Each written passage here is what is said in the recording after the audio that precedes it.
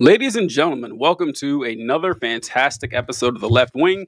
I am TJ Whitehead, power is taken, not given, joined as always by the last samurai, John Cooper of Counterpoint Politics. How you doing today, my friend? Doing good. You know, I'm the last samurai because I'm a white guy, and that's 'Cause what the you're movie white, told yes. us. I used to get Tom Cruise comparisons all the time when I was younger. I get them less now.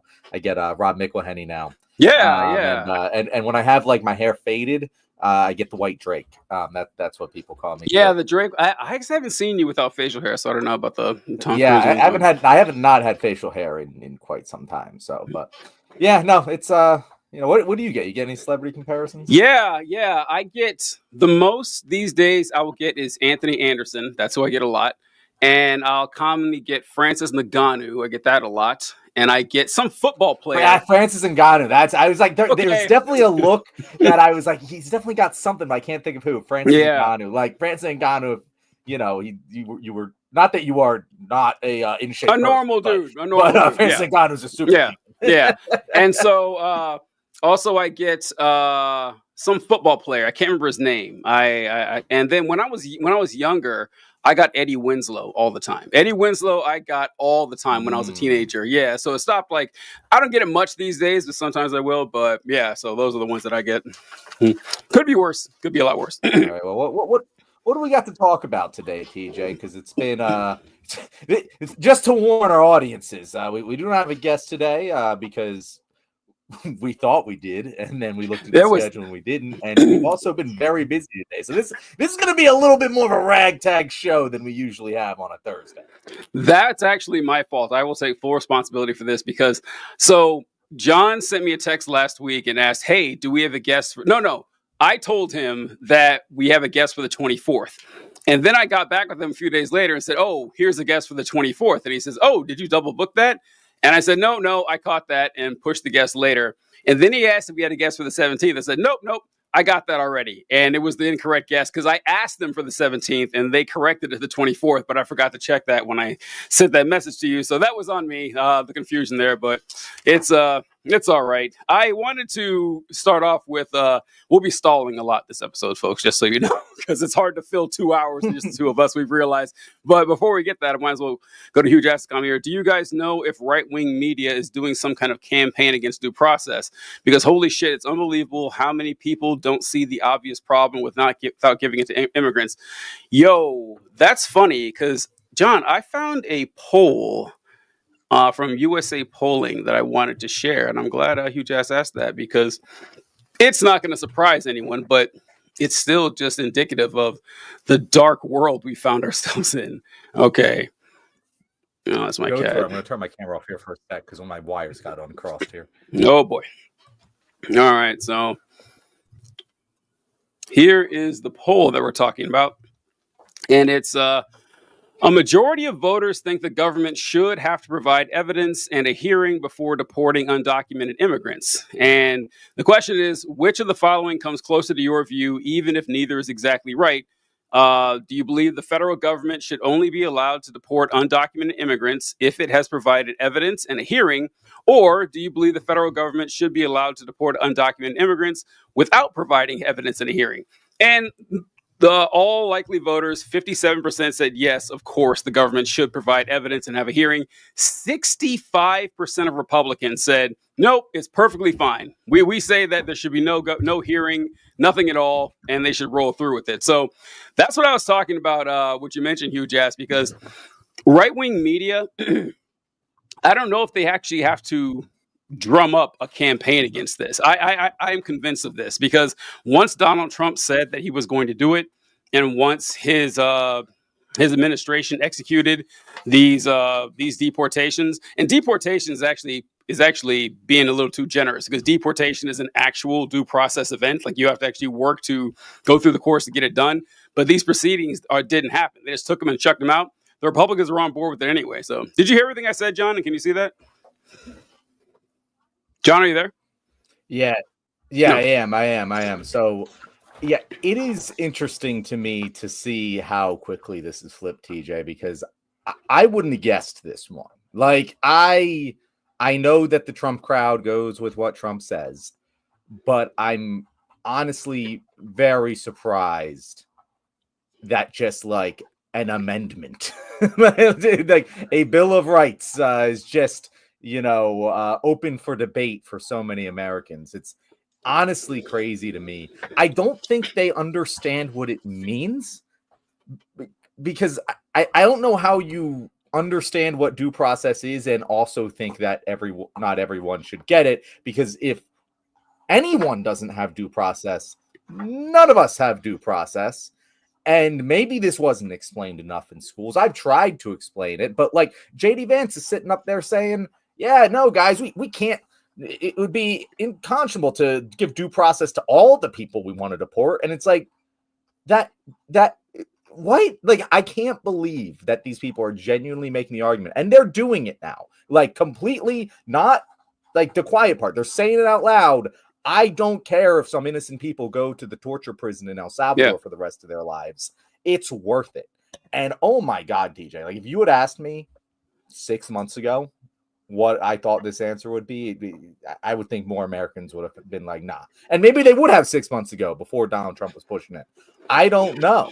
But it is incredibly concerning because to me, it's such a foundational bedrock thing of American society being free. Like, I don't know how you can argue this is a free country if you can be sent to a torture camp for the rest of your life and without a trial. I just don't know how you can make that argument anymore.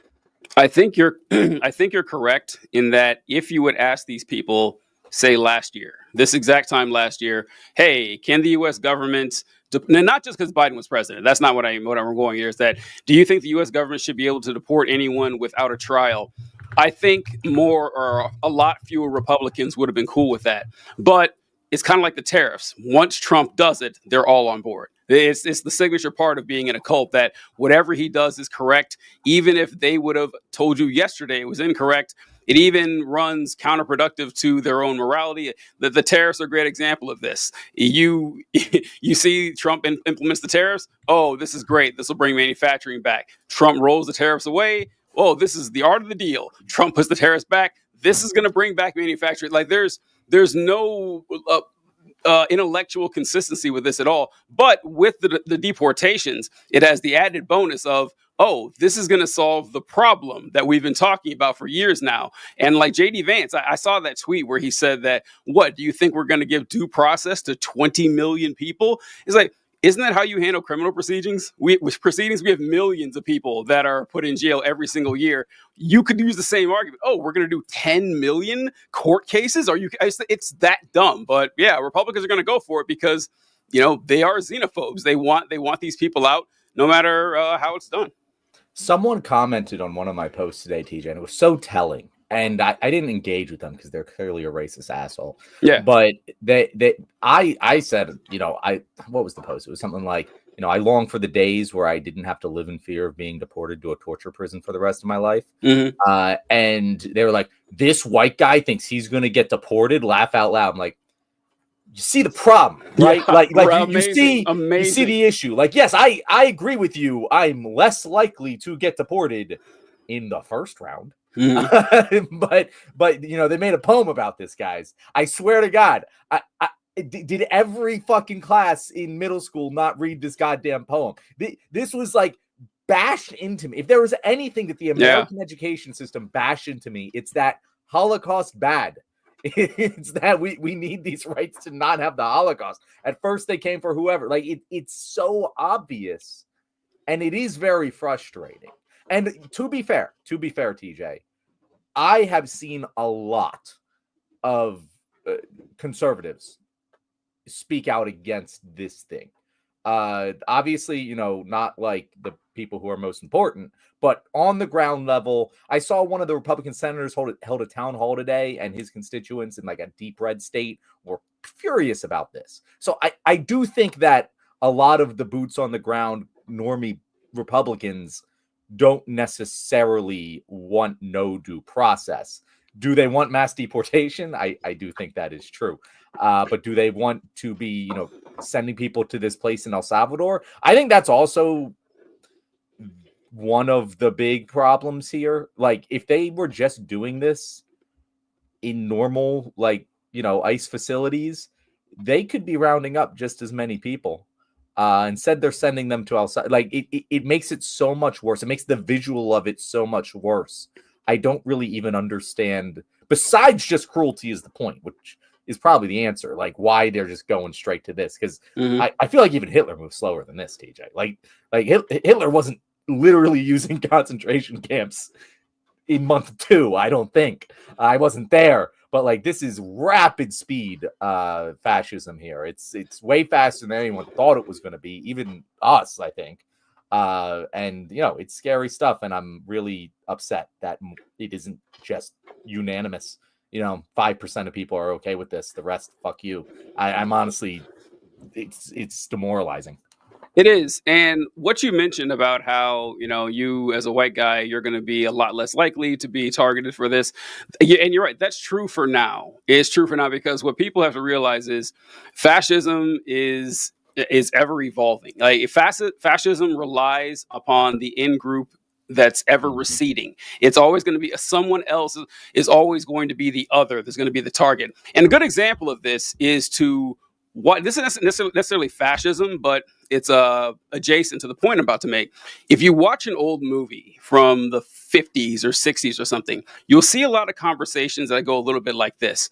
Well, I want to date this girl, but I'm Irish and she's Polish and my family's just not going to accept her. You'll see white people being racist against other white people. You go to any European country today and you will hear white people talking mad shit about how degenerate and awful this other group of white people is. There's no point in which the fascism stops. It will continue to create an outgroup. And once you are classified as being one of the undesirables, you are fair game. So if John loses everything tomorrow morning, John loses his job, he loses his support system, loses all income, loses any way to function in proper society. He gives me a phone call. I tell him to go fuck himself. And John is out on the street. Now he's part of the underclass. He's an undesirable. And do you think Republicans would give a fuck? I mean, really, based on what you've seen, is like, hey, these people are leeches. They are members of the surplus population. They are not contributing. They are not working. They're not helping the economy. They're doing nothing but dragging the rest of us down. Deport them too. It's the same principle. It really is. And so I don't see that being far-fetched. And so, yeah, John's not likely to be in the group now, but that's why this is so important, because this snowball will not stop rolling. It will not. It will continue going until they're at your door. Yep. And there's nothing you can do about it. And what Colby, mentioned they wanted to try to deport 2 U.S. citizens they arrested today. I hadn't heard that they tried to deport them, but yeah, they're already arresting U.S. citizens. There was a guy in Florida that ICE has detained, and a judge said they couldn't let them go, even though they had a birth certificate showing that they're U.S. citizens. It's going to happen. And yeah, that guy was a Hispanic guy, but as TJ said, it's going to keep happening to more and more people. And we saw Seb Gorka today said, anyone. Oh, by the way, Seb Gorka, what a great villain name. Like that sounds like a Star Wars villain. Like if you just like polled me like 3 months ago and said, yo, what's Seb Gorka from? I'd be like, I don't know, a villain in Star Wars. Like that's what I would have guessed, right? But he said that it's aiding and abetting terrorism to suggest that this guy that these guys should get due process. And I gotcha. Yeah, it is.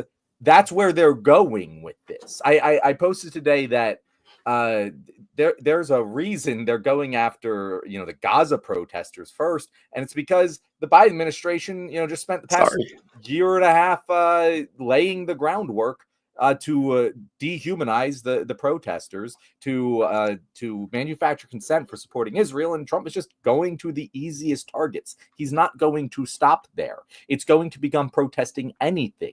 He's just across the board, any ideological disagreement, he's taking funding away from Maine because they won't fucking fall in line with his transgender bans. Same thing with Harvard. The shit he's done with Harvard, we haven't even talked about that. Oh, God, yeah. Which, you know what? Props to Harvard. Good job, Harvard. You did better than Columbia. So, credit where credit is due. But he basically, like, the document he sent them was like, yeah, you have to stop your ideological hiring practices, and you have to make sure there's more conservatives. And despite the fact that those two things are blatantly contradictory in and Yes, of they are. themselves, it doesn't matter to these people. Because as you said, TJ, all that matters is what advances the interests of my in-group. And that in-group is going to get incrementally smaller day by day until suddenly you're standing outside of it. Yeah, let's go ahead and pull up what that Harvard thing John was talking about is, because it is, well, I don't know. I'm running out of adjectives or ways to describe this shit, honestly. Like, I don't even know what to say. But all right, this is Harvard talking about what Donald Trump sent over to them. Let's go ahead. In the demand letter that the Trump administration sent to my university Friday night that became public on Monday, one of his demands was to have the school appoint or allow him to appoint a federal overseer who would audit every course on this campus, every department, to try to figure out if it met the ideological balance that's preferred by the Trump administration. And that federal official would then require us to hire new teachers to teach the way that Trump wants us to teach, to change our courses. This is absolute outright efforts to take over federally what is taught on American campuses. It's a move that we see in countries across the globe when dictators are trying to come into power. Okay, so once again, Donald Trump, champion of free speech, as we all know. Donald Trump fights for free speech on college campuses specifically, which is really funny thinking about it that way. But something that conservatives complain about all the time is the fact that something we mentioned, education tends to make people less conservative. There's an inverse relationship between how educated you are and how conservative your thoughts are, because it's not because of a conspiracy. It's not because that Harvard professors or professors from any college or school are hanging out in smoke-filled back rooms trying to think of a way to turn your kids against good, rock rib conservative values. The reason it's this way is that conservative ideas do not stand up to academic scrutiny. That's it. That is literally the only reason that this is the case. Like, no one has it out against you guys because you have conservative values. No one is just sitting there just enraged that you like lower taxes. No, it's that when you actually scrutinize these ideas and test them, you find out that, oh, they produce actually really awful results. So that's why it happens that way. So conservatives always complain and says, well, we need to bend these colleges to our will. And they complain about it all the time. You seen this, John? John, are you there? Oh, we lost John. They said all the time. Yeah, I am. I don't know what's going on with my connection today, TJ. This is just I apologize to all of our viewers that this is not going to be our most welcome show. One of them days once again. But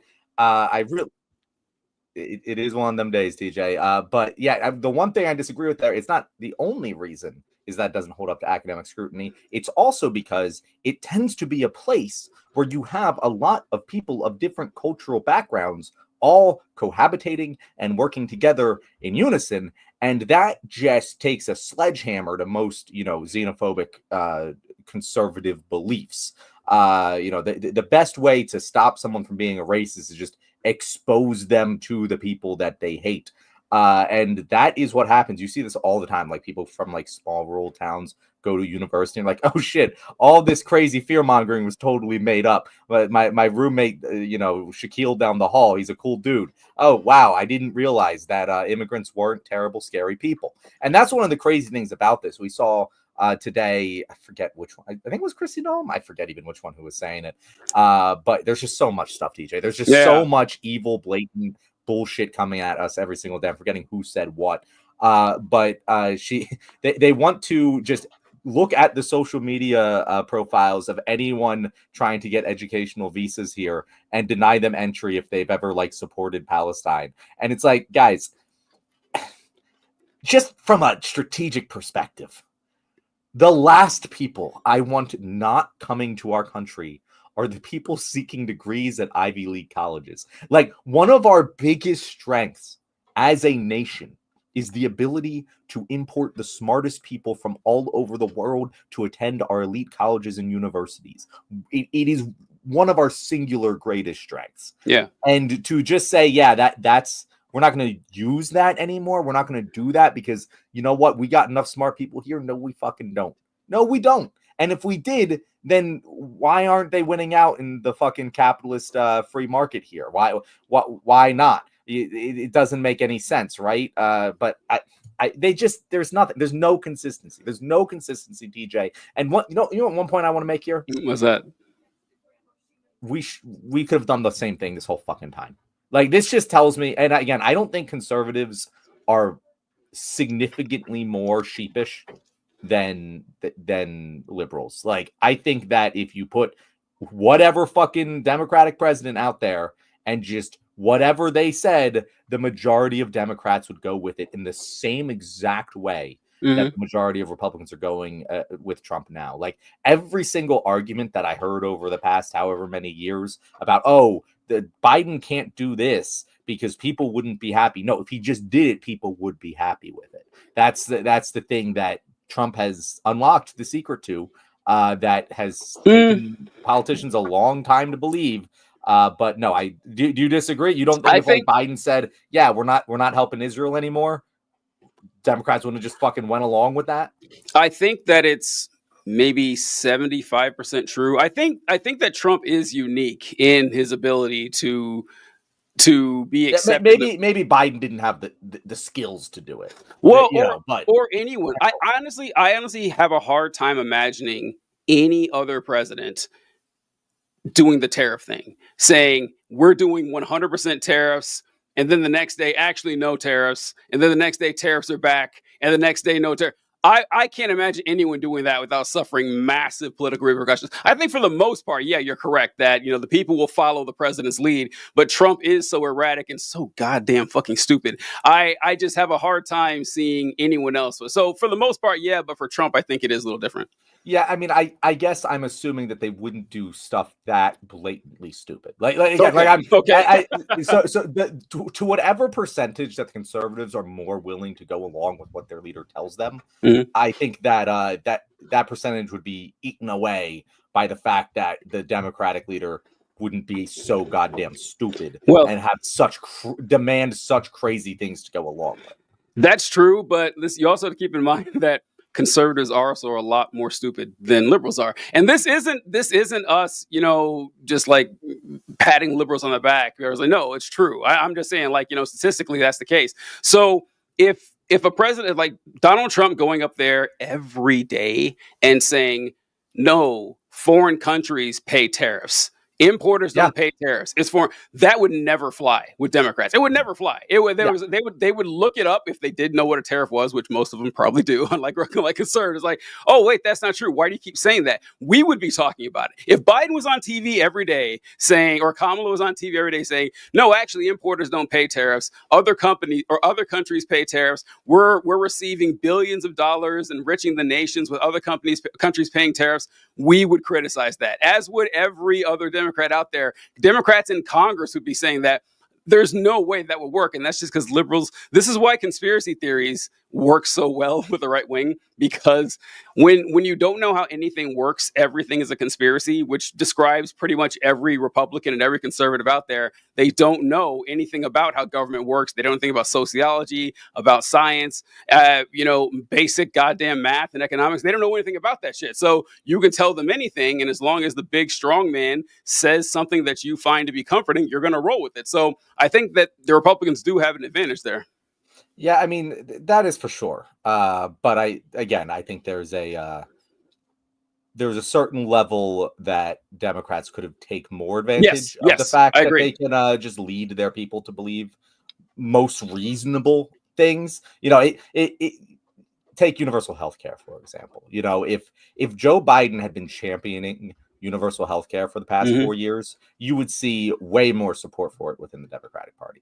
I agree. No doubt about it. And, it does help that these policies, actually are backed up and hold up to academic scrutiny. So the smart ones will go along with them because they're the right things to do. I think the biggest example of this, TJ, and the biggest evidence to my point here is that if you look at polling, approval ratings, and who would you vote for in the election, Kamala Harris is still at the top of the 2028 primaries in polling right now, just based on name recognition, just based on that's it. Yeah, this is the person I was going to bat for. I'll go to bat for her again.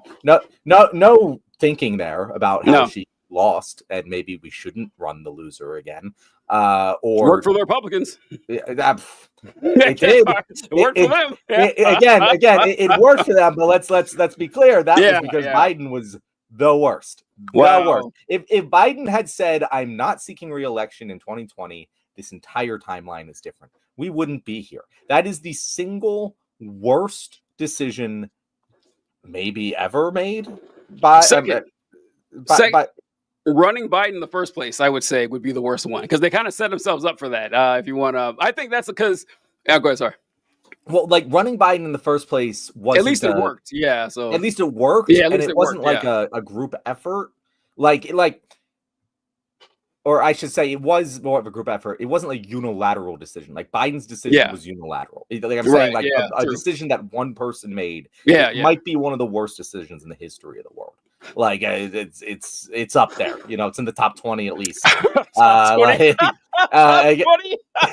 It's again like there's a lot of them, but if you just look at the scale of the devastation that this could wrought, you know, maybe it doesn't. Maybe I'm wrong about that, but I sure hope I'm not. But I've unfortunately, the only ways I've been wrong is underestimating what Trump was going to do so far. Yeah, and you know what? I joke about that, but top 20 is not actually all that bad because every other catastrophe I'm thinking of, the scale is a lot smaller than crippling the world economy. Nothing really compares to that. So, you know, just on that metric alone, I think you got a point. And I was thinking about Biden today. I was thinking about the debate when he said, "We finally beat Medicare." Hilarious. Absolutely. In retrospect, broken clock is right twice a day, motherfucker. Oh my God, we finally beat And what was really great is, like, he was out of time. Like, the buzzer had gone off, and he fought through. Like, we finally beat Medicare. Like, he had to get it across. It was so bad. And one thing you mentioned about how the universal health care and why you still have a sizable amount of people on liberals and certainly conservatives who are terrified about the idea of universal healthcare. They hate it. Like, against all logic, against all reasoning, they will argue with it. Shane Gillis had a great joke about that, saying that it's amazing that the United States has convinced people to hate universal healthcare. I was like, free healthcare? What am I, gay? Which is pretty much it. Like, that's people's like, no, what are you talking about? I'm not going to do that. And I saw this with, I can't remember what the policy was. I wish I could remember, but it was Amy Klobuchar. And she was fighting for some sort of neoliberal austerity style policy.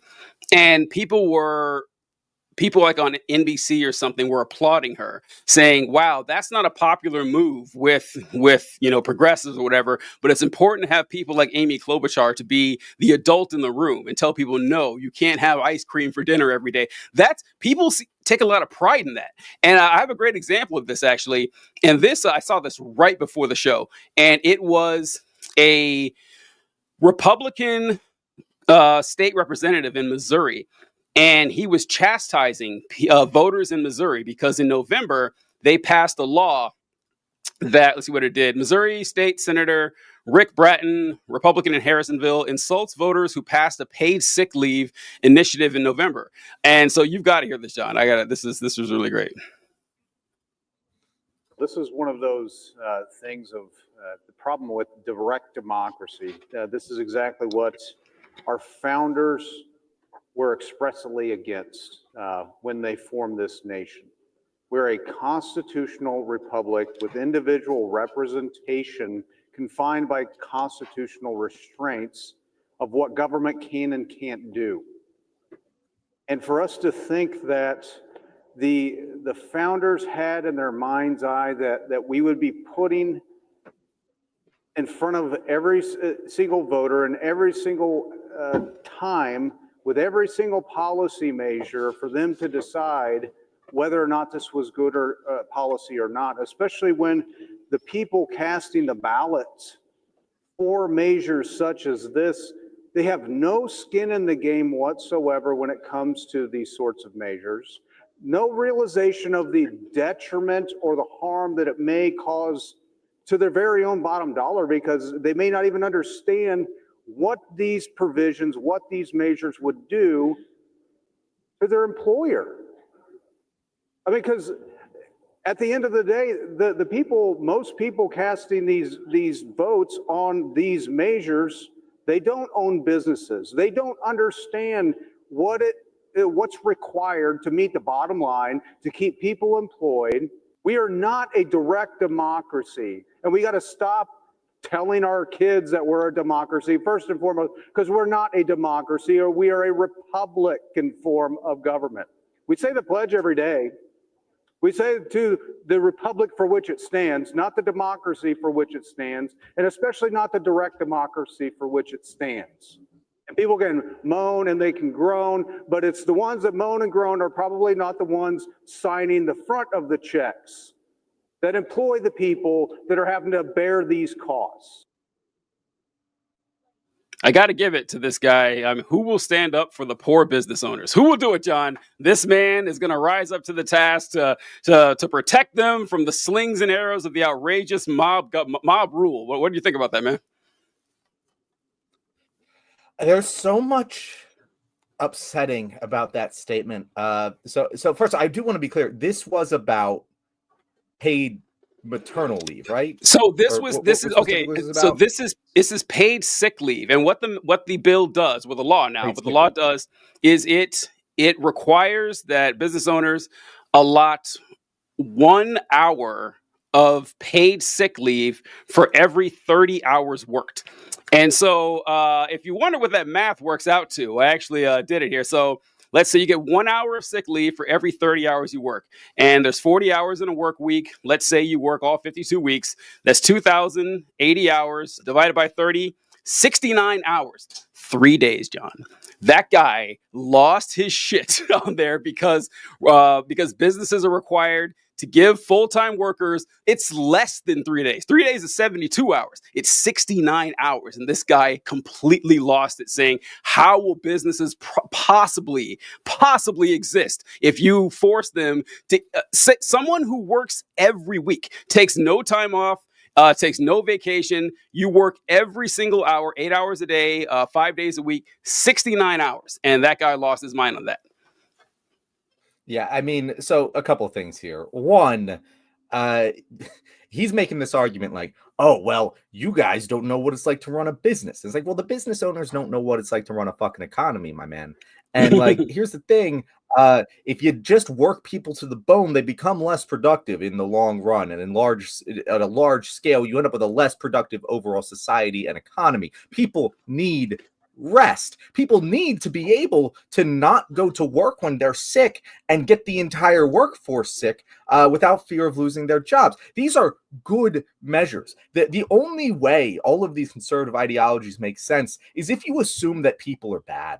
Like honestly, it's one of the biggest dividers here, where it's like, oh, well, if we give people more paid sick leave, they're going to take advantage of it, and they're going to be bad workers. We need to force them to work, or else they're not going to work because they're bad people. We need to deport all these immigrants because they're bad people. We need less people in this country because the average American obviously contributes negatively to our economy. Like, they genuinely think there's like a small amount of people doing all the work and the rest are freeloaders, when that is the exact opposite. In fact, there's honestly a small amount of very wealthy freeloaders who don't do any of the fucking work and just move their money around, and they live off the backs of the rest of us. That's what actually happens here.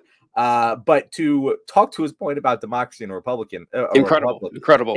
They make this argument all the time. We've talked about this on the show. Amazing. It's such a disingenuous argument. First of all, a republic is a form of democracy. They're not mutually exclusive concepts, right? Like, you have a democratic system that is a republic. It's a representative democracy. They're the same they're different things, but they're in the same box, like a square and a rectangle. A square is a rectangle, but a rectangle isn't a square. It works like that, right? And so if you're saying that the people shouldn't get to decide these things, well, then they elected you to decide them. And why the fuck, like, why wouldn't you decide to go with what they want? And if you're going to decide to go against what they want, give me some reasoning or evidence as to why. And if you're going to do that while saying, oh, we can't have a direct democracy, we need to give Trump all the goddamn power in the world to fuck over the world economy, even though he understands absolutely nothing about what even a tariff is. Your entire argument just crumbles upon itself, and you just want to have power over people. You just want to see yourself up here telling all of these peons who don't know how to run a business what to do. It just doesn't make any fucking sense, TJ. On every level, the argument is self-destructive.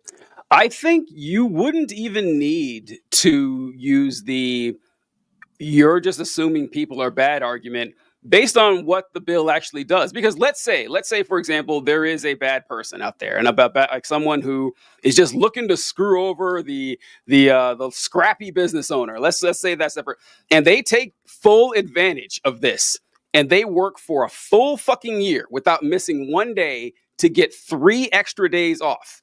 You're telling me like, well, I guess, that's not, I'm not being totally fair, because a work day is not 24 hours. So it's like It's 5. 8 hours, Yeah. So it's like about 8 days off. Okay. About a little over 8.5 days off.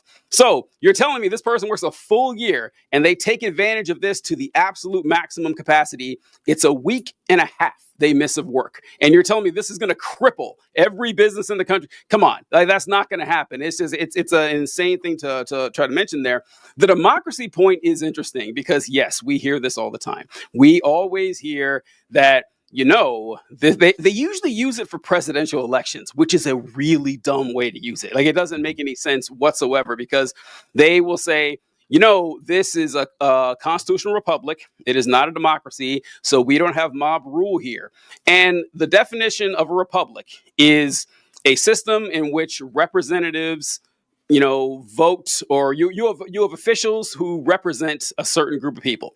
So you have people from a state and they represent the people of that state. Now, a republic does not necessarily need to be a democracy. Yeah, even in some cases, we appoint people. So you could have a republic without a democracy. It's not what we generally do. And if the president was appointed, we'd still be a constitutional republic. The president's voted. In a direct democracy, it's still a constitutional republic. Like, it's insane. Like, even if they got what they wanted, even if we got what we wanted, it would still be a constitutional republic. What's interesting about this is his argument is against direct ballot initiatives, which actually is like a democratic measure. If there's we don't need a representative to enact this, our will for us, we vote for it. Missouri voted 57% that we wanted, and he fucking hates it.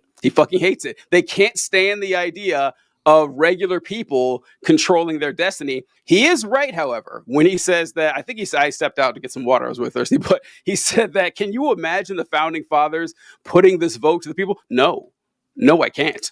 No, the founders would have hated this. I don't give a shit. I don't care. I want to ask this guy, could he let us all know what a 300-year-old dick tastes like? Because he's been sucking it this entire time. I have to know. It must be fucking delicious, man, because these guys, subservience to the founding fathers is shocking. I don't care what they said. They have ideas. We can evaluate them hundreds of years later. Say, okay, that was a good one. That was a bad one. We don't have to treat it like it's the word of God. It's embarrassing, but they're not. They're very proud of it. Whenever people make founders intent arguments, I always think of that famous tweet where it's some dude asked Karl Marx what he thinks of his predictions if they came true or not, and he's like, yes. You landed on the moon? The fucking moon? It's yeah, they wouldn't give a shit about any of this. They'd be very, very stunned about absolutely everything. The last thing that they would even give a shit about is whether or not paid sick leave should be passed through the ballot initiative or through the. They wouldn't give a flying fuck. And here's the thing: all these, they're like, "Oh, we're a republic." First of all, even if it were true that republics aren't democracies, which it is not, that isn't an argument for why it should be that. Nope, not at all. If you got up here in 1802 and said we're a slave owning nation, yes, that wouldn't have been a good argument for having slaves. Now would have been. So why do you think that what the founders intended should matter? Why do you think we should follow what some 300? They couldn't fathom the world we live in. Why the hell would you listen to them? It doesn't make any sense. Would you listen to fucking Genghis Khan about how we should rule fucking China now? No, it doesn't make fucking sense. They don't they would have said that makes no sense. They would have been like, no, bro, I'm not qualified to tell you what to do in 2025. I'm sure that's what they would have fucking said. Thomas Jefferson said many fucking times he expected the Constitution to be changed every like 15 years or something. Which, by the way, wild that he thought that would be a sustainable thing. Like that would also be incorrect. That's too much change for a stable government. But they did not intend for the things to go the way they have. Yeah, Thomas Jefferson wanted a constitutional convention every 19 years. 19 years, Which, yes, a bit much, but honestly, a lot better than what we ended up with. Like as tumultuous and as chaotic as that would be, it would be better than what we have now. We've argued on the show many times that, honestly, anything written in the Constitution prior to 1965 should be reevaluated. Yeah. Honestly, the fact that these laws were made by a tiny group of people who dictated what happened for the next couple of 100 years, and conservatives like to say, well, it was bad then, but the Constitution was allowed to change through the amendment process, and now things have gotten better for a lot of minority groups. Yeah, minorities who had to fight and claw and battle against this Constitution for hundreds of years, decades or centuries it took to reach some sort of semblance of equality, and that equality came in spite of the Constitution, not because of it. Don't get it twisted. So yeah, that's kind of fucked up. Thomas Jefferson said that us trying to put in stone the laws that are going to be governing future generations would be like me trying to wear the same clothes I wore as a child. Like Thomas Jefferson, I like to say this, that if you read Thomas Jefferson's writings, I think that if he woke up today, I think that he would see that, black people are free and voting citizens.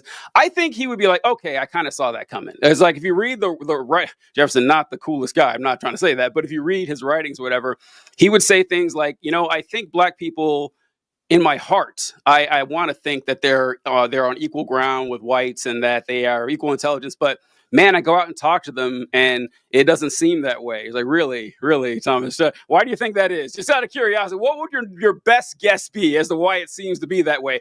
But I don't think he would ever be prepared for the emancipation and freedom of women. I think it would shatter his brain. Like the thought would have never occurred to him, which is a different universe than the one that we're used to. John Adams was responding to someone who said that he believed the voting age, I think the voting age is 21, and someone wanted it to be either 16 or 18. And John Adams responded, what next? We going to let 12-year-olds vote? We going to let women vote? How far is this going to go? Like, it was that crazy to him. Like, letting women vote was as crazy as letting 12-year-olds vote. So yeah, maybe not the guys we want to hang our hats on to govern us for the rest of our lives, That brings up a wonderful question, TJ. That we didn't anticipate covering today, but since this is just kind of one of those shows, let's talk about it. What should the voting age be? Oh, yeah. So, I think there's a good argument for 16. Well, honestly, what is it like if you pay taxes, if you're old enough to pay taxes, you're old enough to vote. I think that is a perfectly fair argument. You could make arguments that, because what I say is, if people don't pay taxes, they still vote too, because what happens affects them. So you could make an argument for, I don't know, I guess it's arbitrary, like 15, 14 or whatever. I don't think you should let 4-year-olds vote. That seems a little irresponsible, but you got to set the cap somewhere. But I think 16 is fair enough. What do you think, John? Yeah, no. So I'm glad we agree on this. This was actually like one of my original crusades. Before I was probably 15, 16 years old. I was like, why the fuck can I not vote? I don't understand this. It doesn't make any fucking sense. And it really doesn't. 18 is honestly the dumbest voting age, because 18 is the age at which people typically transition their entire fucking lives. Some people stay at home with their parents at that point, but a lot of people move out when they're 18. A lot of people go to college when they're 18. A lot of people, just aren't in the place where they would be voting. And so you get to your 18th birthday, you go to college, you're trying to vote, or you start working a new job. It's not what is a priority to you. And so you then don't vote, and then you get in the habit of not voting. Where there's study after study after study after study that shows when you start voting at a younger age, you're far more likely to vote for the rest of your life than if you don't. And so getting people to start voting when they're 16, still in their hometown where they're voting, would make a hell of a lot more sense. And like you said, TJ, if you're paying taxes, which, teenagers do, people can start working as early as 14. Yep. I started working as soon as I was 14. I had a real big, not a big boy job, but, I had a real job. I was making income. I was paying income tax, and yeah, it makes no sense why I'm paying taxes, but I wouldn't have representation. That's kind of what our whole country was founded on, right? And people say, "Oh, well, they'll just do whatever their parents say." First of all, no, the fuck they won't. Since when do teenagers second do? Second of all, who the fuck cares? If they're going to do that at 16, they're going to do it at 18 too. It's not going to make a fucking difference. And if you're going to tell me that a 16-year-old can work a job, but they can't vote, like half this country voted for Donald Trump. I don't even understand what you're telling me. We need more literacy or something. What the fuck? What is this measure? How are you measuring this person by their age? It doesn't make any sense. I would lower it as low as 14, because of that's when you can start working. That's when you should be able to start to vote. It doesn't make any sense otherwise. It better damn well be 17, since 17-year-olds can join the military. So why the fuck do we think someone can join the military but they can't fucking vote? And 16, I think, is just probably the best age to land on in terms of what we can actually accomplish. Because I can see arguments where it's like a 14-year-old. I get it. There's definitely 14-year-olds who I think should vote, and definitely 14-year-olds who I'm like, but like 16-year-olds, like you're grown enough, you're mature enough, you're learning fucking calculus. You can fucking vote, bro. Yeah, it is wild that you can join the military at 17, but you can't vote. I have yet to hear a good argument for that. I just like, how is that possible? So yeah, that is kind of crazy. Or what about this? Like, this is like a reversal on it. If you're like 14-year-olds can't get, part-time jobs, whatever. What if they weren't taxed?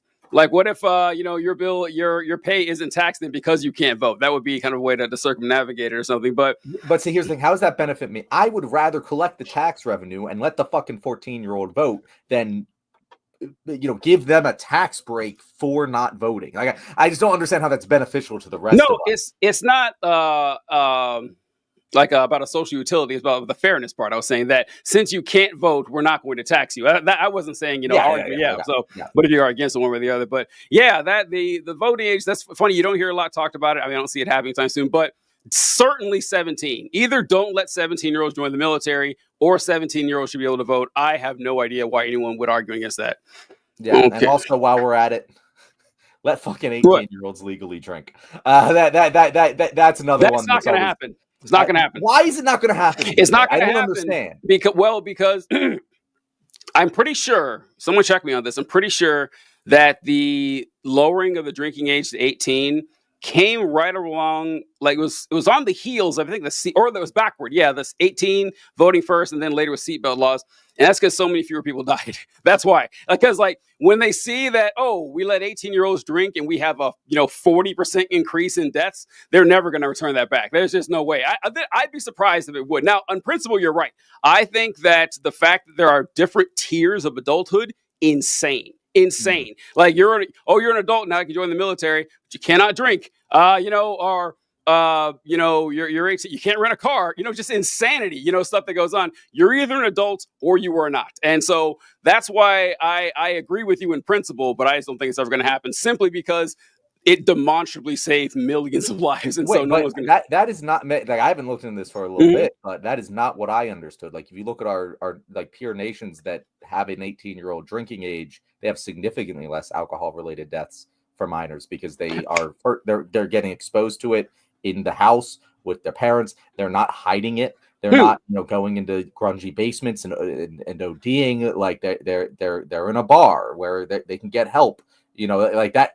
That is the opposite of what I've seen. I haven't looked into this for a while. Maybe I'm incorrect on that, because I just remember reading about that. You're right about the seatbelt thing. You're 100% right about the seatbelt thing. Maybe but I feel like it's the opposite for drinking. If that is the case, I understand why it's 18. It's still kind of dumb. But It's like, still kind of dumb. it's still just annoying. I will stand against it in principle, but I will be like, you know what? I'm fine with that. But the reason that I say it should be lowered is because I'm pretty darn sure we have higher rates of alcohol-related deaths among people 18 to 21 than other countries do that have an 18-year-old drinking age. And that also has to do with the culture, but the culture, that's how you fix the culture. Yeah, you might see an increase over the first 5 years that this is implemented, and then it goes down because the culture changes, and American drinking culture is very fucked. Yeah, and both things could be true. Like, it could be true that we have higher rates of alcoholism or alcohol-related deaths in countries with a lower drinking age, and that our deaths were still higher when the drinking age was lower. Both could be true. I don't know. But maybe I'm confusing with the seatbelt, but we'll have to check on that. It's not like they're not drinking, Actually, the kids nowadays aren't drinking as well. Kids aren't drinking. Yeah, kids aren't drinking. That's another thing that just blows my fucking mind. Well, last tangent. Sorry, God, this show's already. I can't believe we lasted an hour on this. I can't believe we've been going on tangents. Amazing, but if you read about I forgot to mention with a guy arguing against kids or not the paid sick leave and everything. And what was I saying? Oh no, you were talking about kids voting. Yeah, that they're just going to vote the same way their parents vote. That's the same argument people used against the suffragettes. They said if we let women vote, they're either going to vote, if they're married, they're going to vote the same way as their husband, or they'll cancel out his vote. So what's the point? It's the exact same argument. It's so dumb how people fall into that. But around that time was the Prohibition era.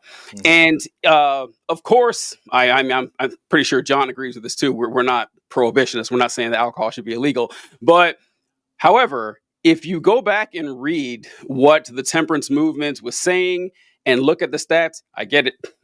Like, I get why they said what they said. Like, if you were a housewife in the early 1900s, late 1800s, and your husband would go off to work, working 6 days a week, 12 hours a day. By the way, that Missouri representative would have said, "Whoa, you guys want a weekend, huh? You're going to take an entire day away from the business owners? How are they going to? You're going to take away 4 hours a day?" He would be the same fucking person. He'd be fighting his child labor laws too.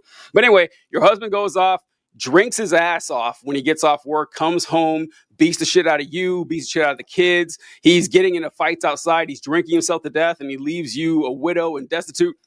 100% understand. Like, I bear no ill will towards the women of the temperance movement because, yeah, alcohol was a problem. It still is, but we just didn't realize the monster we were creating when we actually passed that.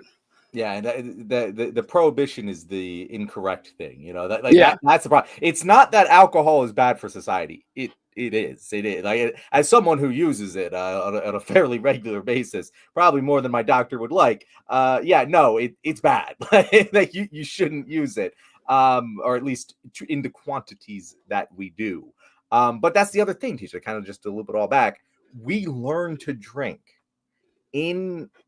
by making the drinking age 21, and you're an 18-year-old.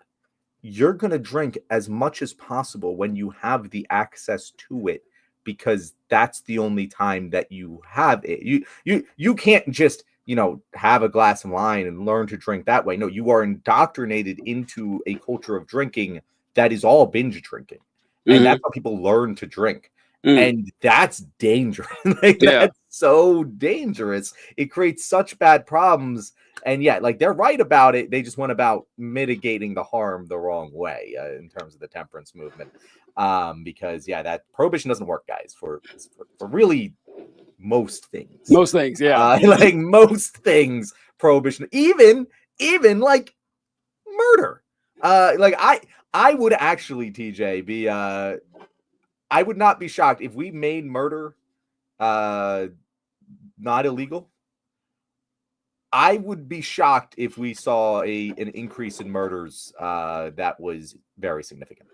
This is not necessarily based on data, but if we had a 20% increase in murders, I would be shocked, because most murders are a crime of passion, of time and place, and people aren't thinking about the legal consequences when they do it. And most people don't want to kill other people. So I would be I'd be surprised. Now, I guess you'd see it for business reasons. So, John, we would 100% see an increase. Are you kidding me? Of course we would. Like all right. This is like, so I mentioned this with superheroes. I may have said this on the show before, that if superheroes existed, every one of them would be a villain. Everyone, and including you, including me, every one of them. And I always say that, listen, I have treated people poorly in my life. I've taken advantage of them. I've lied. I've cheated. I've done things to better my position at someone else's expense. I've done all that. And that's with zero superpowers. So you're telling me if I had more power, I'd do that the same or less? That's fucking insane. No, of course. So if you told people, yeah, you can kill with no repercussions, the only thing that would stop them would be the fear of being punished by someone else, right? Like, so, I killed that guy, but his family's going to be mad at me. But if you're just traipsing through a town and someone gets in a fight with you and they piss you off to enough a level, yeah, there's no way it stays the same or goes down. No chance. And I point to this with hunter-gatherer societies, that if you look at the murder rate in like hunter-gatherer societies without like formalized structure, the murder rate is staggering. And if you look at ancient societies, their murder rate was like 20% of men, or 20% of men died from being murdered by another man. Like, it is insanely high. So yeah, I think the laws, I don't think it's an accident that everyone has murder laws. I think that's, if we don't do something about this, we're going to see more of it, not less. I want to be very clear. I am not advocating for getting rid of murder laws. I do think I'm 100% okay with murder being illegal. This is a anti-murder podcast most of the time. Most of the time, true. So I wish I had like the stats handy. I'm pretty sure what you just said is bullshit. No, we've done this before. We've had this exact conversation before. Yeah, have we? You know, I'm gonna find this now. We've had this exact conversation. Yes, and I pulled it up on Google. I remember having it. I was like, oh, it's a deja vu, because you thought the murder rate. Tuesday we were talking murder rate. Let's do it. We are having this fight on Tuesday. It was literally like 20-something%. It's wild. Yeah, and it makes sense. Well, you know what? Fine. Well, or you know what? We know it's an hour. Hey, all right. So. Okay, what I want to talk about for the show here is Elon Musk. I've been meaning to do this for a long time. Unfortunately, I didn't put it together like I wanted to, but I do have a decent list here. And I thought about this because, John, have you seen the news on Tesla and specifically on the Cybertruck? Have you been watching this lately? No. I mean, not something specific about the Cybertruck. Yeah. So Tesla, as I'm sure you guys have seen, the stock is going down on Tesla, but it's going down on everybody. It's happening all over the place. But Tesla is suffering a lot. But Cybertruck in particular, last month, I think, they had to recall all the Cybertrucks. Like 46,000 Cybertrucks had to be recalled. And I didn't know that at all. Yeah.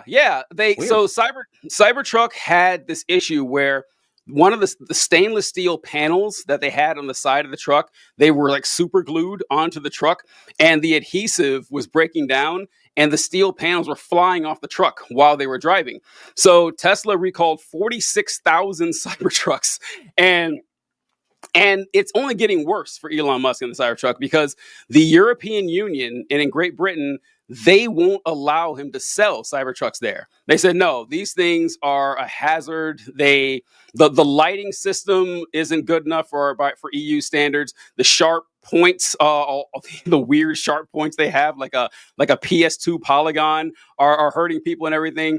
Everything about the Cybertruck is too dangerous, so you can't sell them in Europe. And Canada has, I think, halted sales too. So the Cybertruck is done. It's finished. It's one of the largest flops in automotive history. And it got me thinking about something we say on the show all the time, and how Elon Musk is a world-class charlatan, like perhaps one of the greatest to ever exist. And I wanted to go over some of his greatest hits of how bad he is at this prediction game. So, John, I'll ask you right away, have you ever seen a Tesla robo-taxi on the road before? Can you recall the last time you saw one? Nope. Yeah, because they don't exist. Not a single time in my life, DJ. Not once. Well, that's weird, because in 2019, Musk made a prediction about the future of robotaxis. I feel very confident predicting autonomous robotaxis for Tesla next year. Not in all jurisdictions, because we won't have regulatory approval everywhere, but I'm confident we will have at least regulatory approval somewhere literally next year, Musk said in 2019. So this was that 7 years ago. 7 years ago, he predicted that the robo-taxis would be up and running by 2019. And I couldn't find the article, but where he said that he wanted 1 million robo-taxis on planet Earth by last year, and it hasn't happened yet. One of the big ones. So yeah, I don't know. That's a pretty good one. And then another big one, my favorite actually, John, is the Hyperloop. The Hyperloop is my absolute favorite one because of the insane. These are some of the images that Elon Musk submitted when he was talking about the Hyperloop. This futuristic device that, look, speed 200 miles an hour, actually a lot quicker. So what he actually predicted at first. And let's see, did I pull this one up here? Okay. Elon Musk's New York to DC Hyperloop plan has the White House in the loop. And he says, all right, Elon Musk is apparently chatting with the Trump administration about his favorite futuristic transit project, but don't get too excited about the East Coast Hyperloop. I thought I had this tweets here. Oh, yeah, here we go. This is from Elon Musk's tweet. Just received verbal government approval for the Boring Company to build an underground New York, Philadelphia, Baltimore, DC Hyperloop, New York to DC in 29 minutes. That was his original prediction, that he was going to create some device to take you from the East Coast to the West Coast in less than half an hour. And John, have you seen what Hyperloop ended up looking like? Do you recall what you actually saw once it was finished? I remember seeing a tunnel with RGB lights with a Tesla in it. That's what I remember seeing. I don't think it would get you from New York to DC at all, because it has to be in the tunnel. But yeah, the tunnel is the Hyperloop, TJ. It's just a tunnel with colorful lights. And do you recall how the transportation happened in this tunnel? Did they have this futuristic device that you loaded people in that bullet trained you across the landscape? Do you remember? No, it was a Tesla driving itself at lower speeds than a normal Tesla would drive on the road. Yes. It is one of the most absurd and ridiculous hype jobs I've ever seen. He just said, yeah, we're going to have this futuristic device. It's going to be a bullet train, and it's going to travel 700 miles an hour underground or whatever. And that was, what year was that? What year we say that was when this happened? Well, he only announced it in 2013. 2013. When he was saying, we're going to have government approval next year. Yeah. So 8 years later, the best he did was do a worse version of 10,000-year-old technology. That's actually the worst thing. It's it's just a tunnel and we'll drive through it with any regulation standard car. It's kind of wild. Okay, here's another good one here. TJ, I want to comment on that real quick. Please do. I saw someone mention this, and it was a tweet of a Chinese train. And the train had RGB lighting on it, just LED lights. And it was just a normal train. Someone was like, China's so much more ahead of us. And someone quoted if you just put RGB lights on things, you can get automatic buy-in for any technology. And I'm like, that's actually very true. If you just put lights on something, people think that it's way more futuristic than it is. And this is something that we should take advantage of. If our trains had RGB lighting on them, it would cost us a penance and get billions of dollars of extra public funding out of it. God, yeah, I don't know. This is wild shit. All right, so this is another one right here. But Musk's predictions for space have also been some of the most ridiculous, especially when he's put a timetable on plans for getting humans to Mars. The time he imagined there might be humans there by 2024. I'm hopeful that the first people could be taken to Mars in 10 to 12 years. I think that's certainly possible for that to occur, Musk told CNBC in 2014. Okay. Once again, one of my favorite things about Elon Musk is that if you keep reading these quotes, they're all the same. And what he loves to say is, we'll see this later with one of the Tesla predictions. He says that we will have this in 2 years, 4 years for sure. He says that a lot. And it never happens in 2 years or in 4 years. But when he gets really bombastic back in the day, he says, oh, well, clearly this is 10 years off, when he means 100 years off, because we are no closer to putting humans on Mars than we were, 10 years ago. And it gets even better with Elon Musk predictions here, where he says, Musk reiterated that he wants to build a city on Mars, something he's talked about for a very long time, even claiming he'd like to die on the red planet, presumably of old age. Very weird thing to say. But the thing that matters long term is to have self-sustaining city on Mars to make life multiplanetary. We're still quite a ways from putting humans on Mars. We're currently doing our best just to return to the moon. Now, what's interesting about this is that Elon Musk also predicted that in 2000, actually, I think it's next one, actually. Let me see if it's here. Hopefully so. Yes, perfect. Okay. Almost blew my load there. All right. Let's. Back in 2017, Musk said that SpaceX would be flying private citizens to the moon by 2018. That hasn't happened yet, obviously, and the most recent goal of trying to send paying customers around the moon in 2023 also fell through.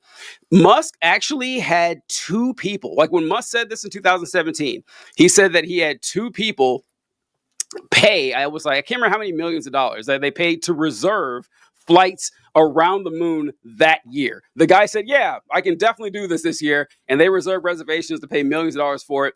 Once again, 2025, he hasn't gotten close to the moon. Like, we got to the moon 60 years ago, and Elon Musk is incapable of doing this. I don't know how people keep falling for this fraud. I don't understand. Yeah, no, it's the whole space travel thing is very funny. How, like, we're just trying to reinvent things that we did 40 to 60 years ago with less results with less technological power than like we have in our phones now. We did this, and the private sector is just now catching up to trying to put someone on the moon. And people will make these arguments about how the private sector is the only place where you can innovate. No, it's fucking not. It's not at all.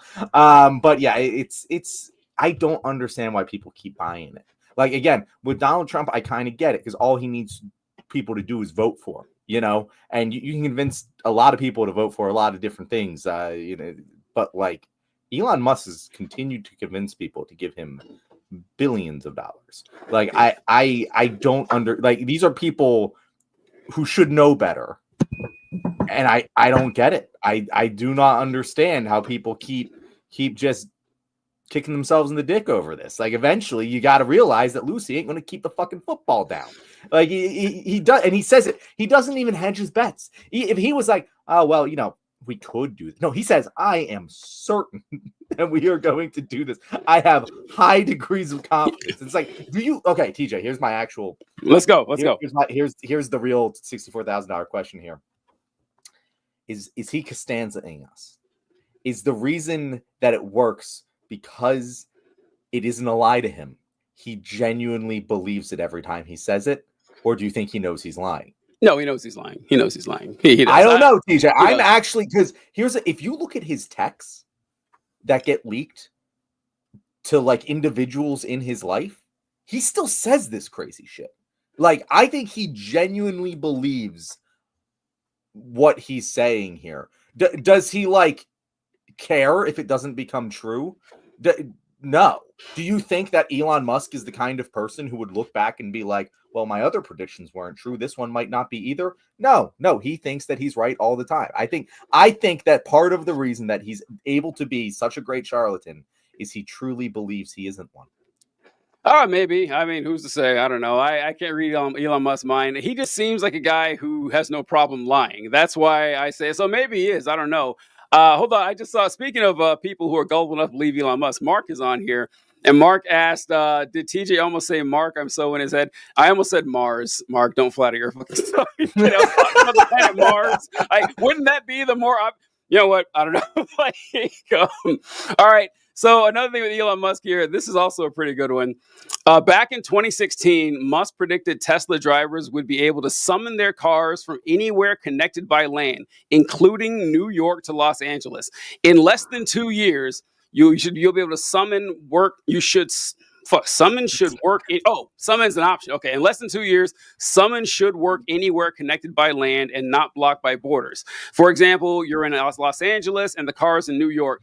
I can't read today. Musk tweeted in 2016. When the year 2018 rolled around without Teslas being able to do that, Musk didn't admit he was wrong. Instead, he insisted it was just around the corner. Time-wise, we could be able to do coast-to-coast drive in 3 months, 6 months in the outside. Musk claimed in February 2018. We're still waiting on that. Okay, wait, what was the original prediction? Hold on. The original prediction was 2016, 9 years ago. Elon Musk predicted that his vehicles in Tesla would be able to drive themselves from New York to Los Angeles. And then 2 years later, it didn't happen. He says, 6 months away top. It's been 7 fucking years. And there are 0 vehicles that can do that. Musk continuously promises outlandish shit, and people keep believing it. Like, I don't blame people for believing this in 2012. I don't. But if you think back to the way the world was in 2012, technology was popping off every day. There was something new going on. It didn't seem far-fetched that, in 10 years, we'll have driverless vehicles everywhere. So I think Elon Musk just saw that and said, people are willing to believe, anything. And I will give Elon Musk credit on one thing. They mentioned all these companies he has where he promises all this outlandish shit. None of it comes to fruition. The one company I can think of that, for as far as I know, doesn't seem to have any outlandish predictions or hiccups is Starlink. As far as I know, Starlink works like it's supposed to, right? And I don't remember him saying something crazy prediction about it. Everything else, though, he's just a bullshit artist. Yeah, Starlink actually does seem to be incredibly powerful, and shockingly, this one is working. So you take enough shots, you're going to hit some of them. So Mark says, John, Musk is a great charlatan. Also, John, no, I don't say Musk is a bad businessman. Mark, I don't understand why you think being a charlatan and being a good businessman can't be the same thing. Like, many good businessmen are charlatans. Charlatans are businessmen. In fact, if you are a charlatan, you have bad charlatans don't make good businessmen. They don't make good businessmen. Bad charlatans don't go anywhere. Yeah, exactly. And a lot of modern business is being a charlatan. It is very good. Mark. Go ahead. I lost you there, John. I was gonna say that Mark seems to be under the impression that honesty correlates with success in capitalism. Like, he seems to think this for some reason. I don't know why. That's kind of wild. Like, the game of capitalism and business is not an honesty competition. It is a ruthlessness competition. Like, you will be just as honest as you need to be to stay afloat, and that leaves room for a hell of a lot of dishonesty. And let's see. And I had one more here. It's the robo-taxis or whatever. Full self-driving, the same shit. The full self-driving would be here within next year. He's predicted this since 2014, and we're nowhere close to it. So Elon Musk is my favorite guy. And John, what you were saying is how people keep buying this is actually what surprises me.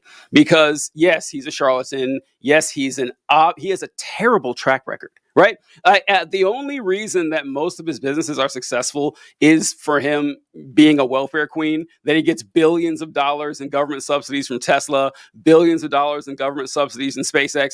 That accounts for, most of his wealth and everything. And he goes up on stage and makes these promises like that thing he did last year with, trust me, these robots are autonomous creatures, and they're not, and everything he doesn't even sound confident when he says it. That's actually the part that gets me. I understand if he was this silver-tongued smooth talker that he would trick people. He sounds like, like the guy who played Lucifer or something. He's just, schmoozing people. But every time he talks, it's kind of like this. It's insufferable. Like, spit it out, man. I don't know how that works. That part actually surprises me, that people don't find this guy to be weird and off-putting. I don't understand that. Yeah, I think that's actually part of the reason it does work, because I think about the time that he came up, right, TJ? Like, he's coming up in the 2000s, 2010s era, when he's really rising to prominence, right? And this is the era of Mark Zuckerberg. This is the era of the young, college dropout, tech startup people. They're the future. They're the people we need to be investing in. They don't talk like the Henry Fords. They don't talk even like the Bill Gateses. Mm-hmm. They don't have this charismatic confidence. They're a bunch of fucking nerdish dweebs. And so the nerdish dweeb became a hot commodity to invest in. Yeah. So it benefits. Yeah, you're right. In the 80s, Elon Musk wouldn't have done shit.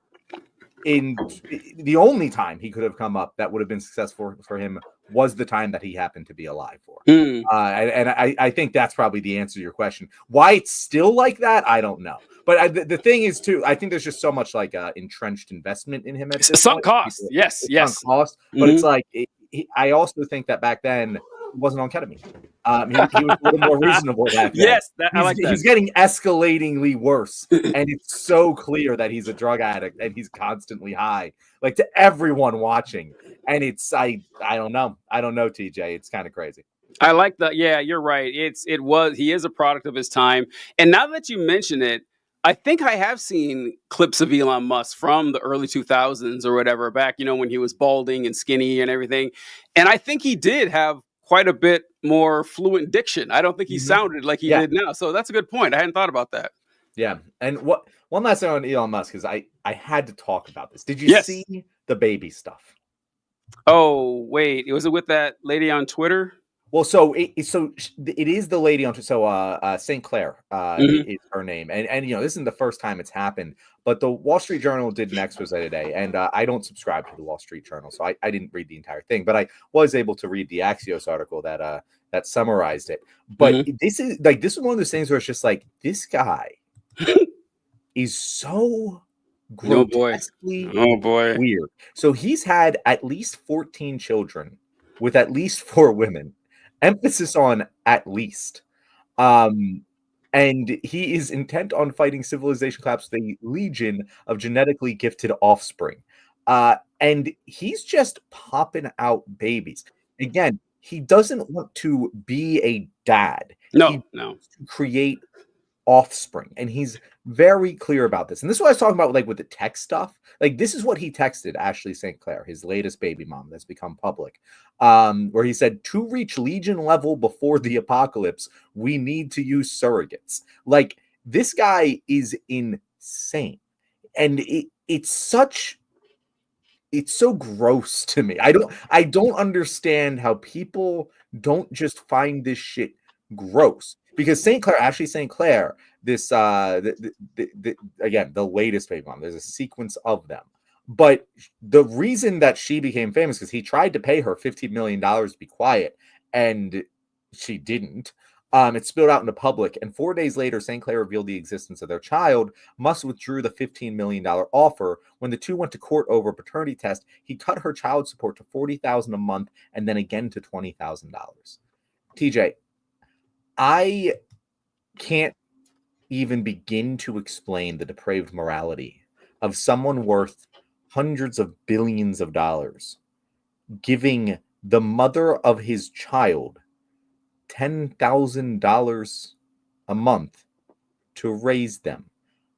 Utterly insane, psychopathic, narcissistic behavior. I can't even begin to get there. And to think that he should punish his own child, because he doesn't like the mom. What the fuck? And listen to this, TJ. It gets worse, because not only did he want her to, take this hush money and stuff, he wants to create a compound with all of his baby mamas and all of their children all living together. He tried to get Grimes to live on this compound. This is literally what a cult. Like, you couldn't describe a cult any more clearly. He's wants to bring a bunch of women onto this compound to have a legion of genetically gifted children to prevent the apocalypse. TJ, I don't even know how. Again, this isn't speculation. This is just like fact. And people think this guy is worth anything in the world. Like, he's disgusting. It really is. It really is. Like Elon Musk is just on all possible levels a repulsive person. Like, we make fun of how he looks and how he sounds and how he acts or whatever. But when you actually just nail down what he stands for, is that oh, I want to make sure we have people on different planets and that we merge with robots and that the population of the Earth looks a hell of a lot like me. It's weird. It's really strange. It is anti-family. And there's nothing about this guy that supports conservative family values. But also, like, conservatism isn't about that anymore. It's not at all. Like, conservatism has devolved into this weird, like, technocratic fascist cult where individuals like Elon Musk have a lot of money and therefore they have a lot of power. And so we should do what they fucking say. And the thing with the child support, I was looking at this thing. He had this, I can't remember which one it was, but one of his kids, they took him to court in Texas, and he was trying to lower the child support to the lowest possible amount, which was $2,670 a month. Is that the same one you were talking about? But he was fighting to get the child support even lower. I think that's a different one. Yeah, you're right. He's done this before. Like, this is not the first time that he's done this. Yeah, it is really sick. I was pull up a clip here. I saw this really funny clip of these comedians talking about. It's not the one that I sent you with Joe Rogan, although that was pretty great. We should pull that one up too. But these people talking about exactly what kind of person Elon Musk is that made me laugh. Okay, here we go. Elon Musk is going to burn America to the ground because nobody thought he was funny. Yeah, because nobody laughed. and because he needed surgeries to look handsome adjacent if you're not wearing your glasses and it's foggy. You know how many surgeries he's had to look like a 5? This guy, he's going to ruin democracy because he was born a 3, and then he put millions of dollars into becoming a 5. 3. He's a born 3 with dreams and delusions of being an 8. He doesn't. He knows deep down. He knows deep down he's not getting to 10. So we've got a born 3 dreaming of 8, landing at 5. And he's got an army of 2s that we're calling Doge. And now we don't get to have democracy anymore. Yeah. I love him being a born 3, dreaming of an 8, and becoming a 5. That is Elon Musk. That is absolutely Elon Musk right there. We're gonna lose democracy because he can't get laid. He wants nothing else than to be seen as funny, to be seen as clever, to be seen as interesting, to see as handsome, and he has none of it. He has all the money in the world, and he can't get what he wants the most. And I find that hilarious. I want that more. I want more of that for Elon Musk. Just like all of his predictions, he thought he would be an 8. Yep. And he didn't quite get there. It's very funny. It is very funny. Like, again, if I had a 10th of the money that Elon Musk does, you would never hear from me. Nope. Not a word. Not a word. Never again. Like, maybe I would feel the need to do this because, I probably would for a while. Yeah, okay. But also, I like, since I'm already doing it, But like, if I had the money that he always did, like, you'd never hear. Oh, John, I just realized I'm lying. No, if I had Elon Musk money, you would never stop hearing from him. I would be everywhere, man. Like, you couldn't go anywhere without hearing TJ's voice. So I don't know. That's not true, but I'd be better at it than Elon Musk. Actually, you're right. You're right. I would. But again, like, yeah, you're right. But at least I'm like Elon Musk. I'm smart. I wouldn't. That's.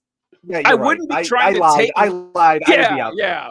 I wouldn't be trying to take money away from organizations trying to feed people. There's no way that would happen. So yeah, I would. Yeah, no, I would be using it.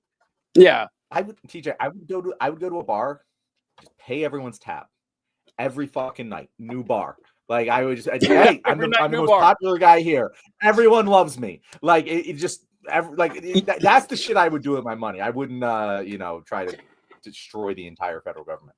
Yes, and when John says that, like, keep in mind, he would do a bunch of debauch shit too, of course, but he would be popular and happy and stuff. And like Elon Musk, you know how we joke about how J.K. Rowling destroyed her chance to go down in history as like the most beloved artist or the most beloved author of the late 20th, early 21st century.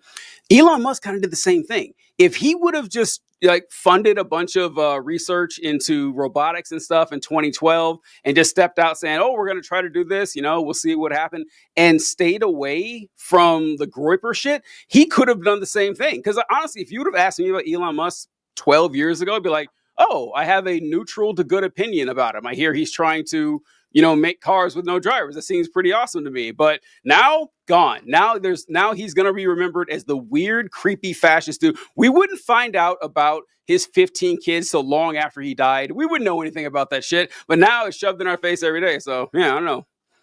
Oh no. Yeah. Oh no, Oh, no, what, TJ? my mouse just says this week. Hope makes it through the show. Oh no, my mouse battery is low. Oh no, I got to do the tier list. Okay. Zeke said he could have been the white savior, and it's like, yes, he could have. He could have, but he's not. He's the white destroyer of worlds. It's God. Let's stop talking about it. I feel like I'm picking on Elon Musk at this point. I know. TJ. I mean, he entirely deserves it. He entirely deserves it. What do we even have left on our list today of things to talk about? We have Jerome Powell.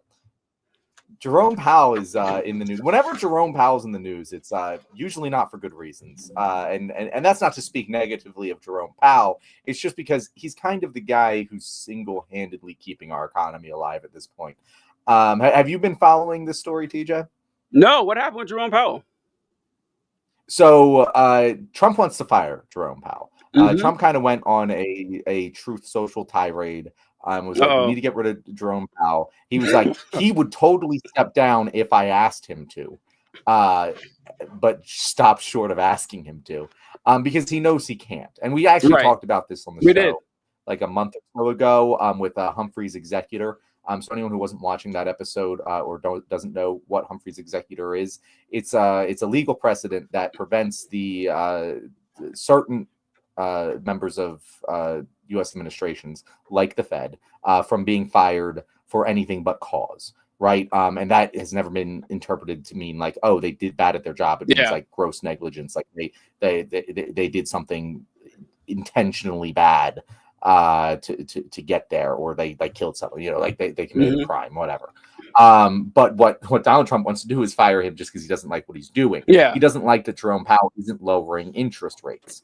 Which Jerome Powell, I don't know if you guys understand this, but if you combined lower interest rates with massive tariffs and a declining value of the dollar and declining bond markets, that is like the most obvious and clear recipe for hyperinflation you've ever seen in your entire life.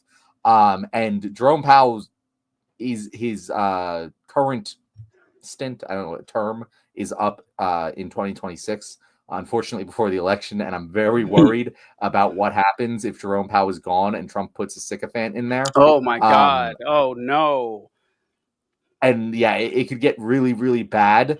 But yeah, like right now, he's keeping us alive, for better or worse. And it is going to be an ongoing legal battle. But this is one of those ones where it's not going to get the attention that the tariffs do. It's not going to get the attention even that deportations do, but it is one of the most important battles that's going on right now. Because if we put any named Trump cabinet member here, put a Pete Hegseth type in charge of the fucking Fed, we might all die. TJ, I don't even know what that looks like. Oh my God! Wow. The military can fuck up a lot because we aren't actually at war. Like, there's no one that's going to hurt us. The military fucks up, and it's not like anyone's going to invade America. But the Fed fucks up, and everything goes to shit. Very. No, I didn't know. I didn't know that. That is really disappointing, man. Because Jerome Powell leaves, and like you said, Donald Trump gets to appoint the next Fed chair. Fed chair served for like 12 years or something, right? They served for a long time, and whoever we put in there after he leaves, like Laura Loomer is going to be doing this or something. Seriously, like who would we be shocked if anybody that Trump picked? And that's going to have repercussions for the next 2 or 3 like presidential administrations. So yeah, I hadn't heard about that, and that's pretty bad news, man. We got to drop that on me like that. That's killing me.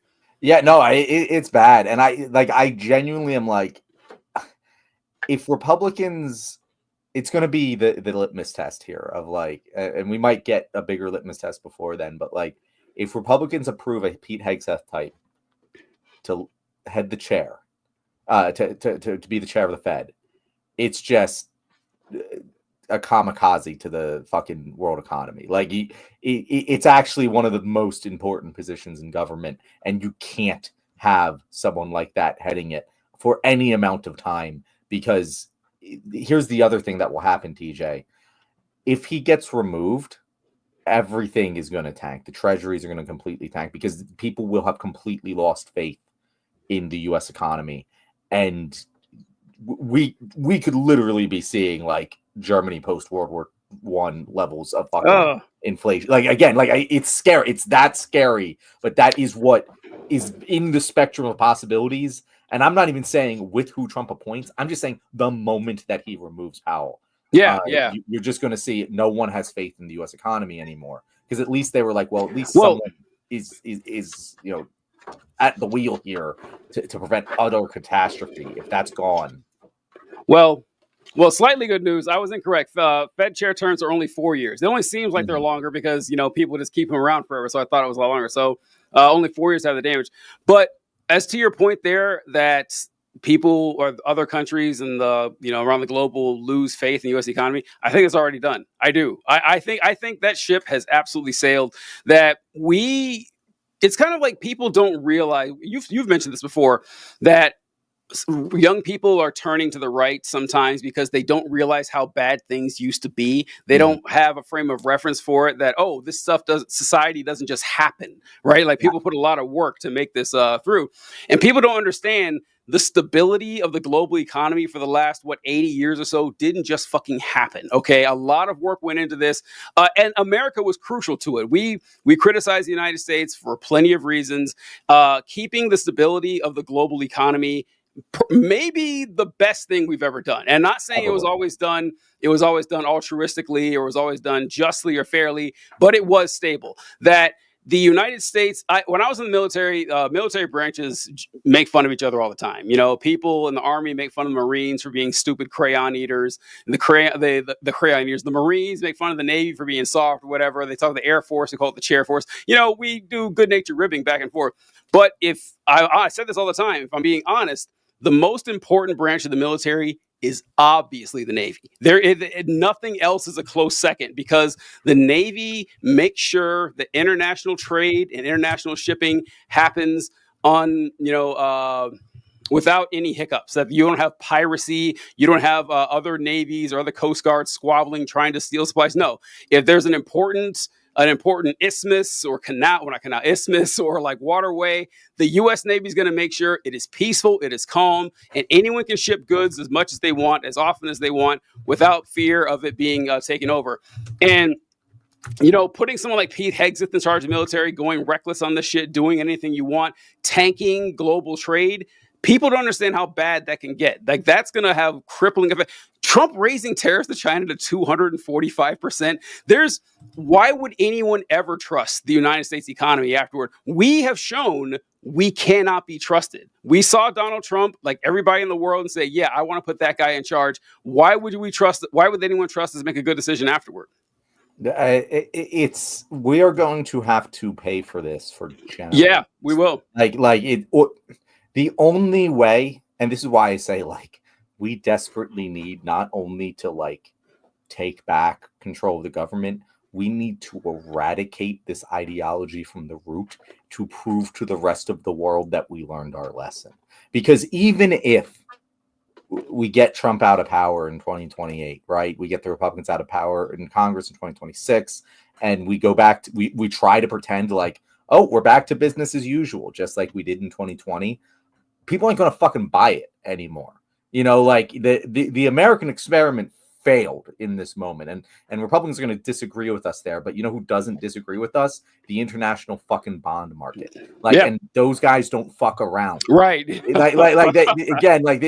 isn't like a politicized thing. This is what the most influential people in global finance believe about the U.S. economy, and that is damning, and it doesn't just get recovered overnight. How many times have you heard in the past, ever since Trump won, you guys lost the culture war, we're in charge now? And it's no, you don't actually get to do that. I made a pro-trans video, and they're like, you guys lost a culture war. It's not like this anymore. It's like, well, it is for me. My life hasn't changed. I feel exactly the same way about trans people. My trans friends are still welcome to hang out with me. I still refer to them by the pronouns that they prefer for me to call them by. You can't change that any more than Trump can lie all day long about how tariffs aren't taxes on us. He can say that other countries pay tariffs all they want. He can say that it's going to revolutionize the American economy all he fucking wants. He can say that,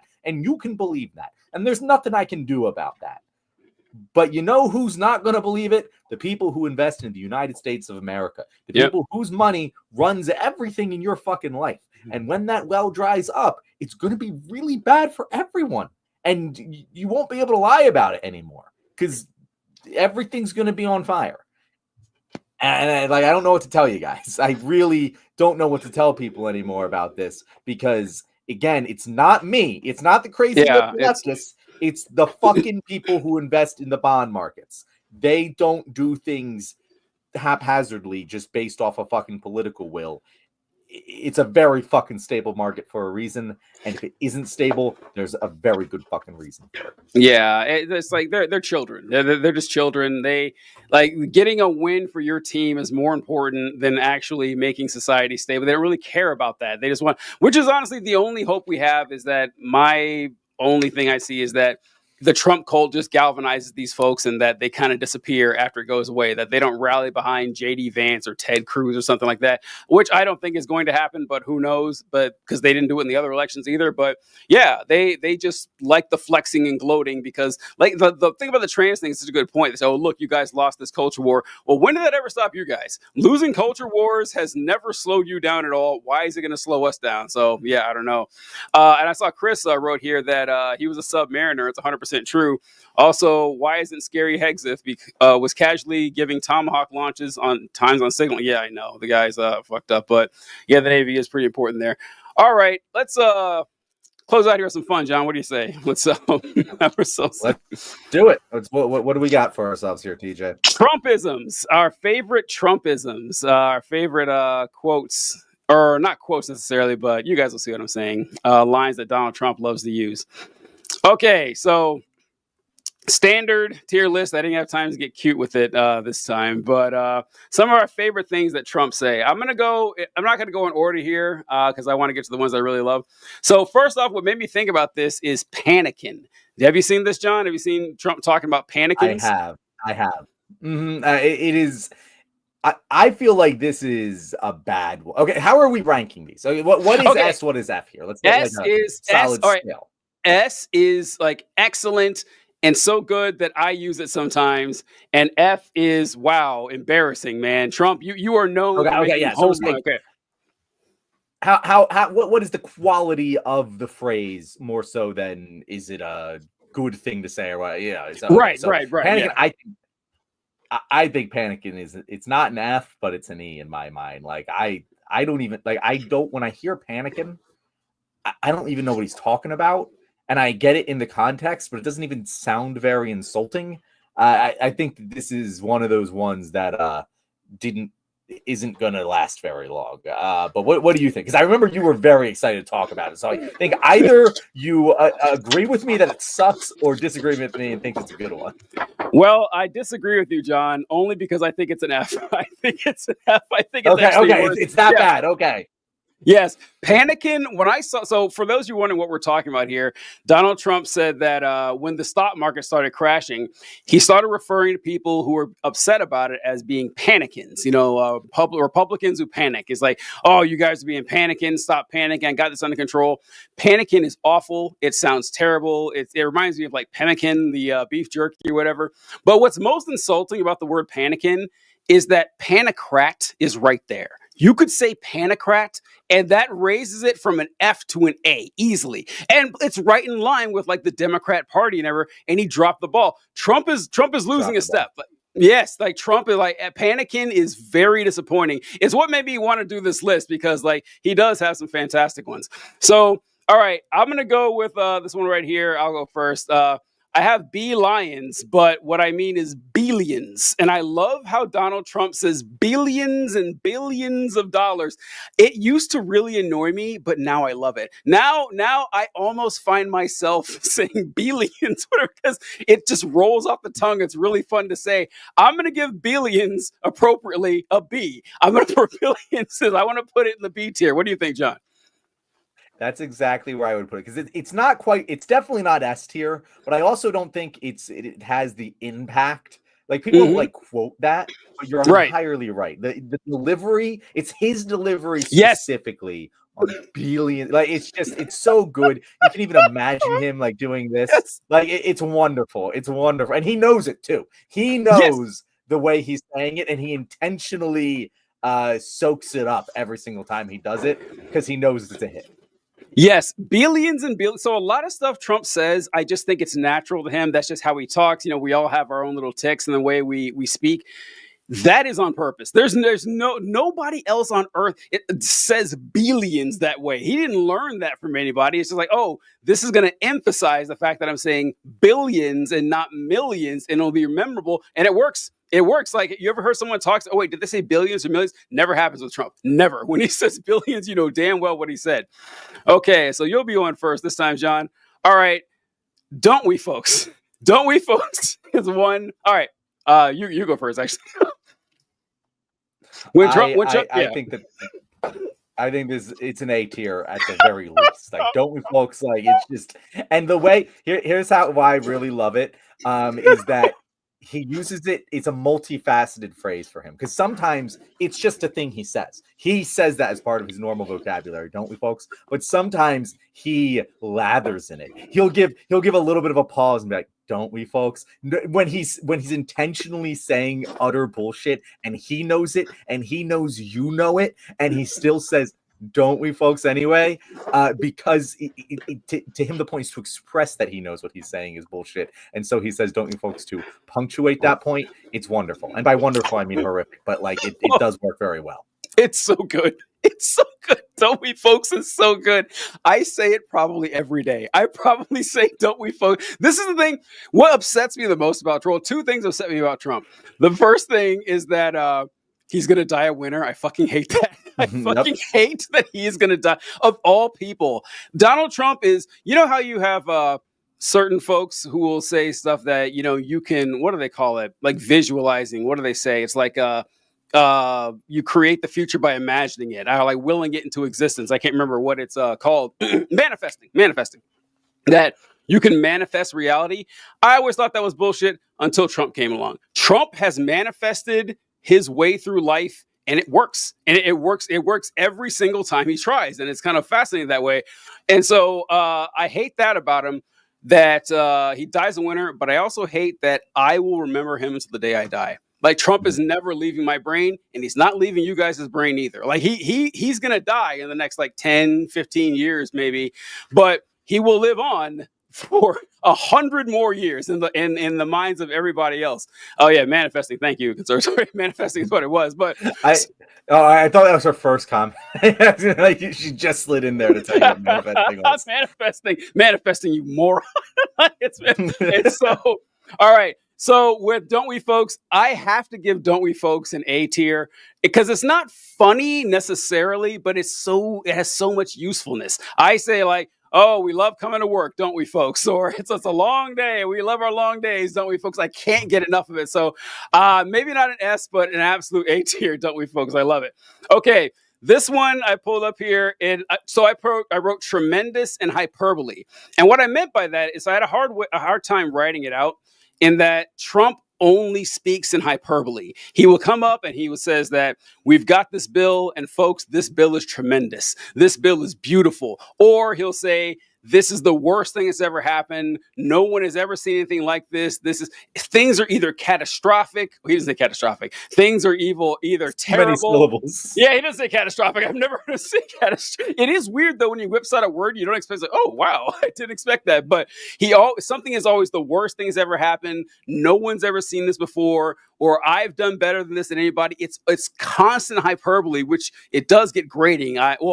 Is it my turn or your turn? I didn't fucking know. I think it's your turn to say it first. Yeah. So yeah, I'm giving this one a C because no, I'm giving it a B. I'm giving it a B. It's not as good as Billions, but I don't think it deserves a second letter. But because it's memorable, but I find it so fucking grating. I just find it grating that he always does it, but it works because it's memorable. That's the whole point of oratory. I think I'm cool with. I would give it a C even just because I don't find it. It's weird because it is one of the most easily replicable Trumpisms. Yeah. Where you just speak in hyperbole. It's the greatest ever, and you do the accordion hands. Everyone, even if they don't have the impersonation, as long as you speak in hyperbole and do the accordion hands, you're talking about Trump, and it is trademark, but also, and it's effective, but it's not very good. Like, it's just it doesn't speak to me. It doesn't make it move, TJ.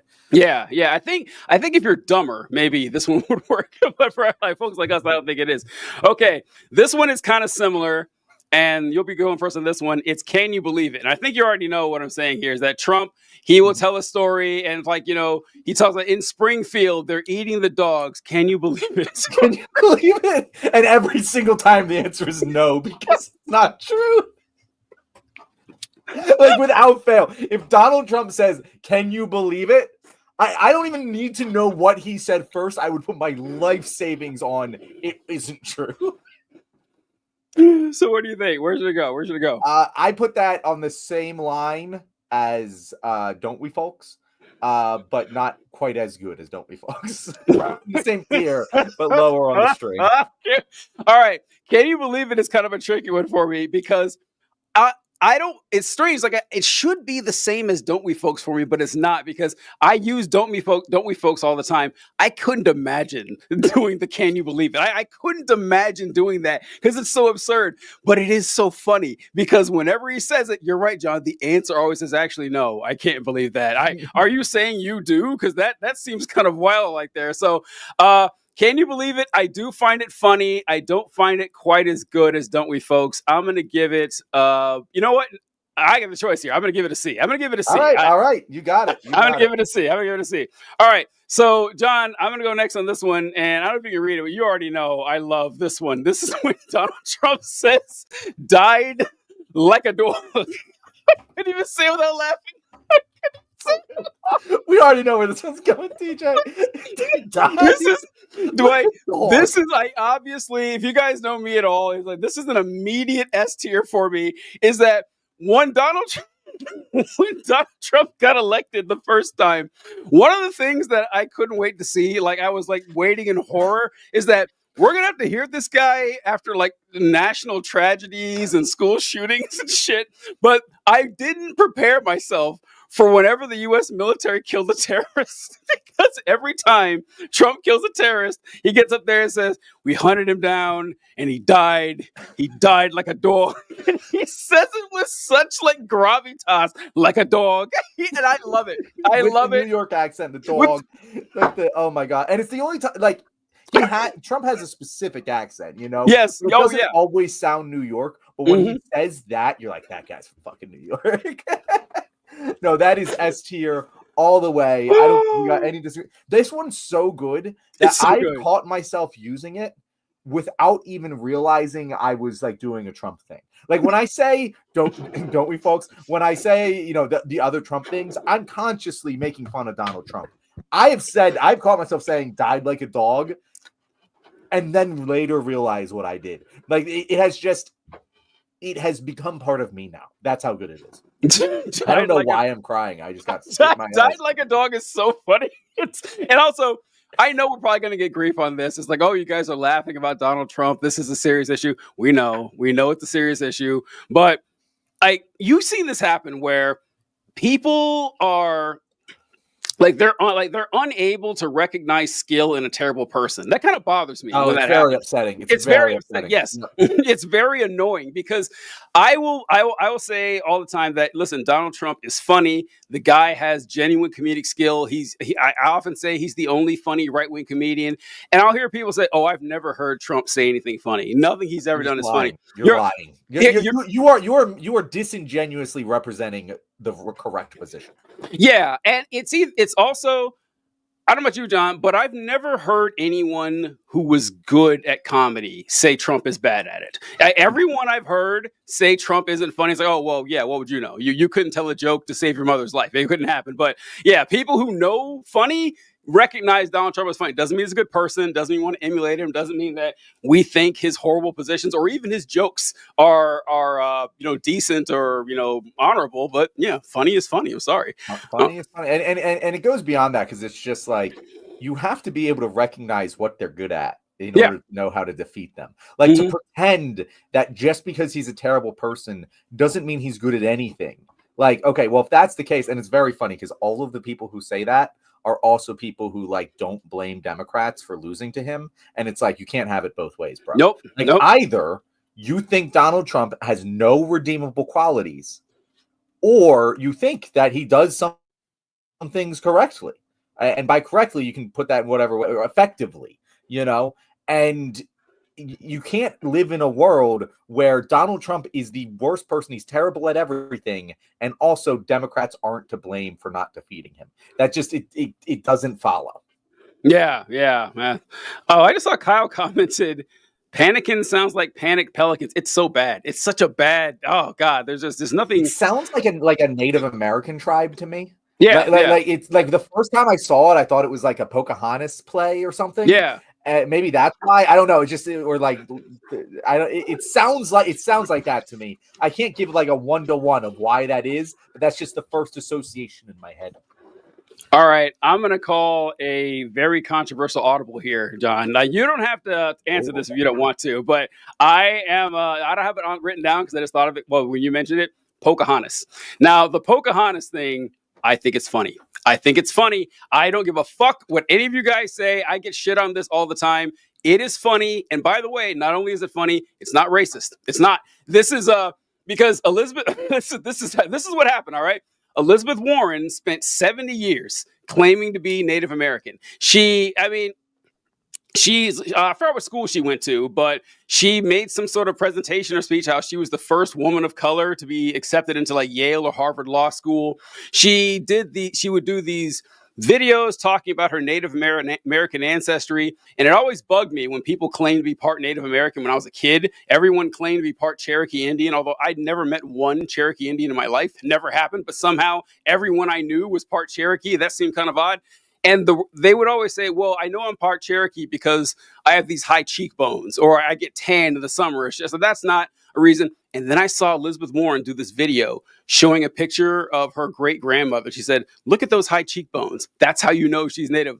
That's when I was like, okay, I don't believe her. I don't believe her at all. And then she did the DNA test, which showed she had one Native American ancestor 8 to 10 generations ago. Someone she had no contact with, someone who wasn't, part of her culture at all, something she knew nothing about. She had like just as much Native ancestry as any other American and has been a part of your identity for 70 years. And Trump is the racist for calling her Pocahontas? No, like that's something I would do. That, you've been pretending to be Native American. I'm going to call you Pocahontas. It's fucking funny. Now, it doesn't mean Trump is a racist. That comment, however, perfectly fair game, if you ask me. I don't know what you think, John. You don't have the answer if you don't want to.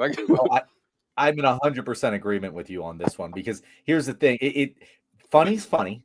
Mm-hmm. And here's the other thing. This isn't just, it's funny because it's funny, so it's okay if it's also like morally incorrect. It's also morally correct. He's right. He is making fun of a person in power, a white person in power, pretending to be Native American for political gain. That is what we say. Why is it funny? We say that on the show all the time. That's why it's funny. It's funny because it's making fun of a person in power manipulating people by lying about their Native American ancestry. That's why it's funny. It's not making fun of Pocahontas. It's not making fun of Native Americans. Right. Now, what I will agree with, I don't know. So Kyle brings something up here, and he says Trump doesn't know how to tell jokes. Sargi editing and panel of experts coming with funny names, and I did stand up. And I will say, I don't think Trump thought all that through. I don't think Trump is good at formulating jokes. No, I don't think he's good at writing jokes. He's just a naturally funny person with a high-level understanding of comedic timing. Yes, those are two different skills. You have good joke writers. You have good people who are good at comedic timing. You have people who just have funny personalities. Donald Trump is the two latter things. He's not good at the art of comedy. He's a funny person. Two distinctly different things. Yeah. I would never come up here and say Donald Trump is good at crafting a joke. I would never say that. But when it comes to like insulting people on the spot or knowing what the crowd will react to, it's great. It's hard to find people better at it. But yeah, the Pocahontas thing has always bugged me because for years I felt like it was a standard lib comment to say Trump was racist for saying the Pocahontas thing. It's like, no, it's not, man. No, I don't know what you want to tell us. Okay. You're also, incorrect. Elizabeth Warren. That's a broken clock. Also, Elizabeth Warren, if I were her, that DNA test would have never seen the light of day. Like, it would have How the fuck did it? How the hell? She released it herself. Oh, there you go. One native ancestor 8 generations ago. And people for a little while, they tried saying, oh, look, she has the ancestry. And my response to that was, you think Elizabeth Warren is Native American because of an ancestor she had 8 generations ago? All right. If Donald Trump had a black ancestor 8 generations ago, would you allow him to say the N-word? Would you? The answer's fucking no. Of course it's no. And it's like, that's how this shit works. And I don't know, it annoyed me when this happened. Although I will have to say, I don't think Elizabeth Warren was being purposefully dishonest. I don't. I think that she bought into family lore like a lot of people did when they were little, and then didn't find out till later that it was bullshit. That could happen to anybody, but doesn't make it any less true that, she was incorrect. And she wrote a book called Pow Wow Chow. You know that, John? No, she didn't. Elizabeth Warren and her sister wrote a Native American cookbook called Pow Wow Chow. You can look it up. We're talking about. How did I not know about this? Yeah, I know it's bad, right? And so, yeah, like if Trump did all that exact same shit, people would be saying that's fucked up. That's pretty wrong, man. So look, just because Trump said it doesn't mean it's bad. So yeah, I would go this far, TJ. It's far less damning that she thought she was Native American, because I agree with you. I think she believed she was Native American. Yeah. It's far more damning that she released the DNA test. That's just stupid. That's just stupid. I don't care if you thought you were Native American as a family history and then you were wrong about it. Yeah, you probably shouldn't have been so hard in the paint on that point without checking. But right. That's a forgivable offense in my mind. I'm a white guy, so maybe I'm not the arbiter of what is okay here. But it's far more damning that she thought that releasing the DNA test was a good idea. That is putrid political instincts. Yeah, Kyle says Trump was making fun of Warren's supposed identity, not trying to make fun of a white person for taking a marginalized identity. Kyle, this is factually inaccurate. I love you, man. I do. But I was there. I remember the entire, because Trump, he said this all the time. And now, a lot of the times when he said it, it was pretty racist. But with Warren, he says, I don't believe she's a Native American. And the reason she took the DNA test is Trump's what was the bet? He made some sort of bet with her. Like, you take the DNA test and I'll pay for it or something like that. He didn't believe her. He said this all the time before she actually released it. So no, he wasn't saying, oh, I'm making fun of, not that Trump's above something like that. But no, he didn't believe that at all. Not for 1 second. And I said, yeah, hey, I don't know either. I just know that I had been suspicious of everyone claiming to be Native American. And then as DNA test came out, all of them seemed to be lying. Did you find it, John? Yeah, so wait, hold on. I'm just reading this CNN article. Sure. Off this. So this is a CNN article from 2018.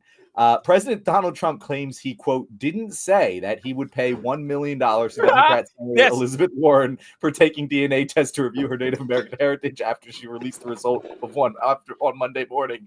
Who cares? Trump said when asked about the DNA test. When pressed on the once promised $1 million payment, Trump responded, I didn't say that. You better read it again. In fact, Trump did promise $1 million during a July rally, but only if the test showed she was, quote, an Indian. At a rally in July, Trump said, and we will say, I will give you $1 million paid for by Trump. Your favorite charity if you take the test and it shows you're an Indian. We'll see what she does. Yeah, Trump. Okay, that makes sense. She was calling him on his $1 million. But you know what? Yeah, you still shouldn't have released the test. You shouldn't have released it. Okay. That did more than $1 million worth of damage to you, Elizabeth. Yeah. That was still bad instincts, but at least I understand it a little bit more now. And thinking that he would honor that, by the way. Right. Yeah. It's like you lose either way. You're not getting $1 million. And honestly, you shouldn't. Being one 102nd Native American doesn't count or whatever. So wouldn't count for anything else. And also, I do want to be clear. Do I think Donald Trump harbors prejudiced beliefs against almost Native Americans certainly and totally makes fun of them in bad ways all the fucking time? 100%. Yes. Yeah. but this ain't one of those times. But he was right. Yeah, this is like people get blinded by it. Trump is a terrible person, therefore what he did must have been terrible. No. Like what he did there is like, honestly, I have a hard time like seeing where I would deviate from Trump's actions. That's exactly what I would do too. That's exactly what I do. It looked pretty similar, yeah. Call her Pocahontas. That's perfect. All right, so we got 2 more. All right, many people are saying is maybe the most popular Trumpism. I think because it's something that it's a phrase that maybe you would have said in the past. It wouldn't have been foreign, but of course people say it a whole lot more now. I would rank many people are saying as a B tier, not above billions, but something that's just good because it just fits so in so many instances, whether it's true or whether it's false or if it's inconclusive. I think that it's just a good, solid, middle of the road one that I do use quite often. Yeah, no, I would put it in A tier, TJ. Like I because of the versatility. Like that's Yes. you hit the nail on the head with that word. It's so versatile. Like billions isn't very versatile. Don't we, folks, is also pretty versatile. It is. Many people are saying, as you said, you can use it in many different ways. You can use it to back up a correct statement. You can use it to make fun of an incredibly incorrect statement. It is so usable, and that's why I love it. That's why it's an A tier for me. All right, good stuff. All right, so John, we got you here for hit the wrong thing there. We got you for our last one here. Tears in their eyes. Do you know what I'm referencing here with tears in their eyes? I 100% recognize it, but I'm forgetting about the specific thing he used. Okay, so Trump he'll always tell these stories. The most recent one he told was about coal miners, and he said that I'm getting rid of Biden's horrible regulations on coal. He thinks clean coal is like coal you clean. He's like, we're gonna take coal, we're gonna clean it. I had coal miners walk up to me and say, "Sir, we're grateful for what you did. These are big men, strong men, tears in their eyes." And they said, "Thank you, Mr. Trump. We really appreciate it." And he loves doing this. He does it with military guys. He does this with finance guys. He always tells these stories about men with just bawling their eyes out, telling them how grateful they are for him. Yeah, no, it's so to me, I put that in line with the hyperbole. Like it's kind of the same flavor. But you're right. He only does it with men. I've only ever noticed him do it with men. This is the first time that that I'm thinking about it. This is the first I'm hearing of this. That should have been on the fucking thing. That was so good. This is the first I'm hearing of this. That would have been an S tier one. And that's not even a Trumpism. He said it one time. Yeah, but it was just so good. So perfect. But yeah, I would put that C tier. Solid, just average. Par for the course Trumpism. John, this is our first major disagreement. Tears in their eyes is an S tier. You think S tier? Tears in their eyes. Tears in their eyes is my favorite Trumpism. It is by far. It is my favorite one because the stories are always absurd. They're always ridiculous. When I came into office in 2017, I had the generals come up and they said, "Sir," and they had tears in their eyes. And they said, Barack Obama has left us with no ammunition. What are we going to do about this? I talked to Border Patrol agents and they came up to me, tears in their eyes. I love every time he says tears in their eyes, I stand up and cheer. I love it. It's so ridiculous. It's so absurd. And he keeps using it. And I don't know. I love it. Tears in their eyes is actually that definitely is my favorite. That's a fantastic one for me. You're right. I wish we would have included. We should do the one-offs. The one-offs are great too. Like what you were talking about. I was like, oh, Ruth Bader Ginsburg died.